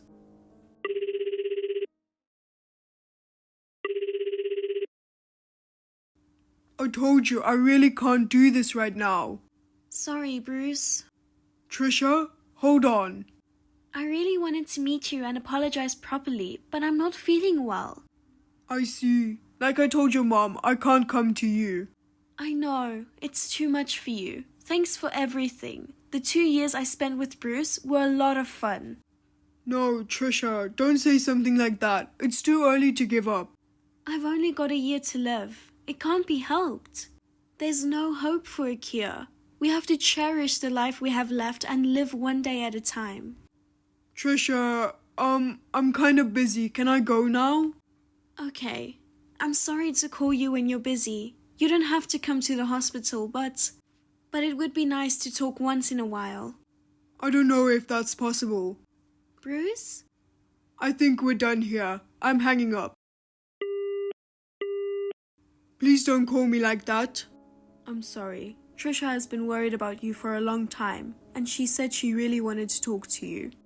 I'm sorry, but I'm calling off the engagement. What? You won't see her anymore? I can't see her now, so please let Trisha know. Miss Victoria, please stay away from me too. What? Looks like there's no point in holding you back. Okay, I understand. My name is Trisha. I'm 24 years old. My parents divorced when I was very young and my mother raised me by herself. I've been sick for a while, so I went to the hospital for a checkup and found out that I have cancer. I was told that I'm at a stage where there's nothing the doctor can do, and I had only 1 year to live. I had been getting annual checkups, but I had never had a cancer screening. I never thought I would get cancer at such a young age. I have been dating my fiancé Bruce for 2 years now. He just recently proposed to me. We had just written out our registration and were about to submit it. It's really depressing and I feel like crying and screaming, but I've decided to keep my emotions to myself and not share them with anyone. Whether or not I can marry Bruce doesn't matter to me. I just want him to be with me until the end of my life. I understand that it's difficult for him to be with a fiancé who has been given a limited time to live. Still, I hope to spend the remainder of my life with him, at the very least. Hey, I just saw you with a woman at the hospital. Who was that woman? What? You told me to stay away from you, so I didn't talk to you, but I think I've seen that woman somewhere before. Is this the hospital where Trisha is staying? I didn't know. So, who the hell is that woman? Why were you in the hospital? She's my ex-girlfriend. Ex-girlfriend? Yes, we got back together just the other day. She just got off work. I was just picking her up. What? Oh my god, she's a doctor here at the hospital. That's why she looked so familiar. Are you in a relationship already? Kinda, yeah. Seriously? Well, you've already called off your engagement to Trisha. I guess no one has the right to interfere with your love life. Trisha didn't see me with her, did she? Don't worry about that. Trisha is too worn out to leave the hospital room right now because she can't move. Really? I don't want to make things awkward, so please keep it a secret, Miss Victoria. Fine. I don't want to hurt Trisha, so I'll keep quiet. Well, I have an important appointment with her, so if you'll excuse me. Okay, I understand that you have your own life. I know Trisha's going through a tough time and I disappointed you. I'm sorry I'm such a jerk. I wish you could have been there for Trisha, but it can't be helped. I'm sorry. But I hope when things settle down, I'd like you to visit Trisha once in a while. I feel like just seeing your face, it might extend her life a little. I'm sorry, but I can't promise anything. Well, I guess there's nothing more to say. I'm sorry, I'm really busy. Excuse me. Bruce, what's going on? Explain it to me so I can understand. What? The doctor you said was your girlfriend came to Trisha's room out of the blue. She's not her doctor, so what's going on? I didn't hear anything. Trisha said she came to check on her. She was so surprised that I wasn't there. I don't understand what's going on. Maybe she thought no one was here. Did she say anything? She said she just came to check on Trisha's condition. How often do doctors suddenly examine a patient they're not in charge of? On top of that, she came here assuming that I wasn't there. Sneaking around like that is suspicious. I'm sorry, I'm not a doctor and I don't know what's going on. I can't say anything unless I ask her. That woman, maybe she did something strange to Trisha, like giving her some kind of weird medicine or... No, she wouldn't do anything like that. She's a good doctor. I think she went to see her in person, to find out if there was a more effective way to treat her. That's unnecessary. We don't want any treatment. What? Because it's already too late for Trisha, isn't it? Are you sure she doesn't want to get treatment? There's nothing we can do. Trisha knows she can't be saved. That's why she doesn't want any unnecessary treatment, and I feel the same way as Trisha. I see. And I can't allow your girlfriend to come to her hospital room. I'm sure she thought it was a good thing that Trisha, your ex-fiancé, has only a year to live. I'm sure she just came to see her for the fun of it. I bet she's proud of herself for getting back together with you now. No, she's not that mean. She works there, so I guess I can't blame her for coming in and out of your hospital room. Trisha got sick and even broke off her engagement, and you still want her to suffer more? Trisha doesn't have to suffer. Trisha doesn't know about her, right? So there's nothing to worry about. But Trisha might find out sooner or later. Your girlfriend might tell you that she's dating you. Don't let her near Trisha again. Let her live out the rest of her life in peace instead of giving her a hard time. I'm not working at the hospital, so I can't help you there. Then at least tell her to stay away from us. We're moving Trisha to a new hospital right now. What? I found it. I found a great doctor who might be able to treat Trisha's cancer. I've talked to her doctor and we've already decided where we're going to transfer her. What are you talking about? I told you we are not going to treat her. But I just couldn't give up. I was looking for a doctor who could help Trisha. Leave Trisha alone. You have a new girlfriend, don't you? Actually, she's not my ex-girlfriend or anything. She's just a childhood friend. When you caught me with her at the hospital, you had the authority over Trisha. So I quickly lied and said she was my ex-girlfriend. What? Why? If you found out that I'm looking for a doctor who can treat Trisha, I'm sure you would reject me or stop me.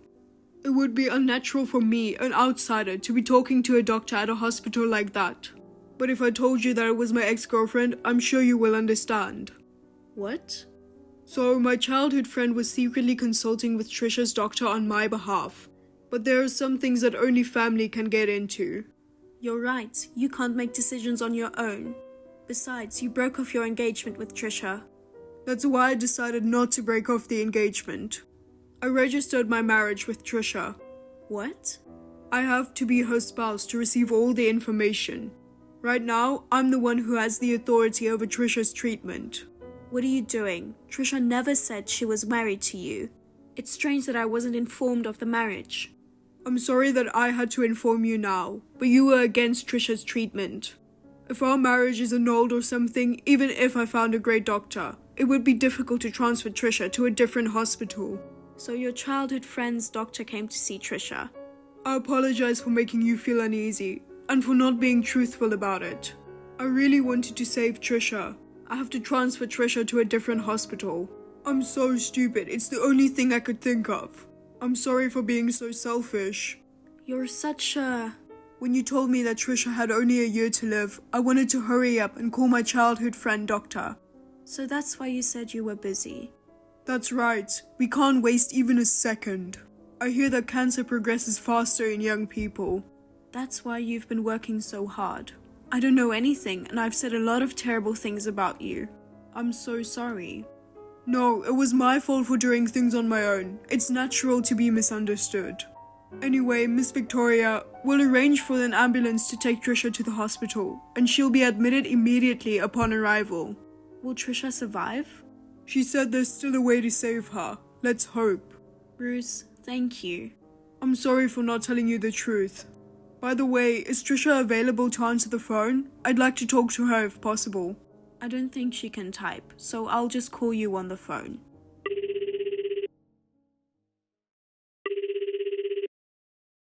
Hello? Trisha, we are going to transfer to a hospital with a great cancer doctor. What? Transferring to a hospital? I found it. He's a great doctor who has helped many patients suffering from the same cancer as you. I had my childhood friend doctor look for him and finally found him. Bruce, you don't have to do that. I have a year to live, remember? It doesn't make sense to transfer me to a hospital now. No, even with the same symptoms, different doctors see things differently. The great doctor said it's too early to give up. Bring her in right away. He said the sooner the better, so come with me. Sorry, Bruce. I'm glad you feel that way, but I don't want to be transferred. I don't want to bother you. You are not bothering me. I'll do anything to save you. I'd even give my life to you. Your feelings are all I need. Thank you. Bruce, go live your life without me. When I'm gone, I want you to forget about me and be happy.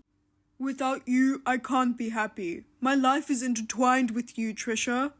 What? I don't know if your mother told you, but I've already submitted the marriage registration. No way. When did this happen? Before we found out about cancer, we signed it together and had it ready, didn't we? I just submitted it as we planned. I thought you had already thrown it away a long time ago. You are my wife, Trisha. I will protect you for the rest of my life. Bruce, what should I say?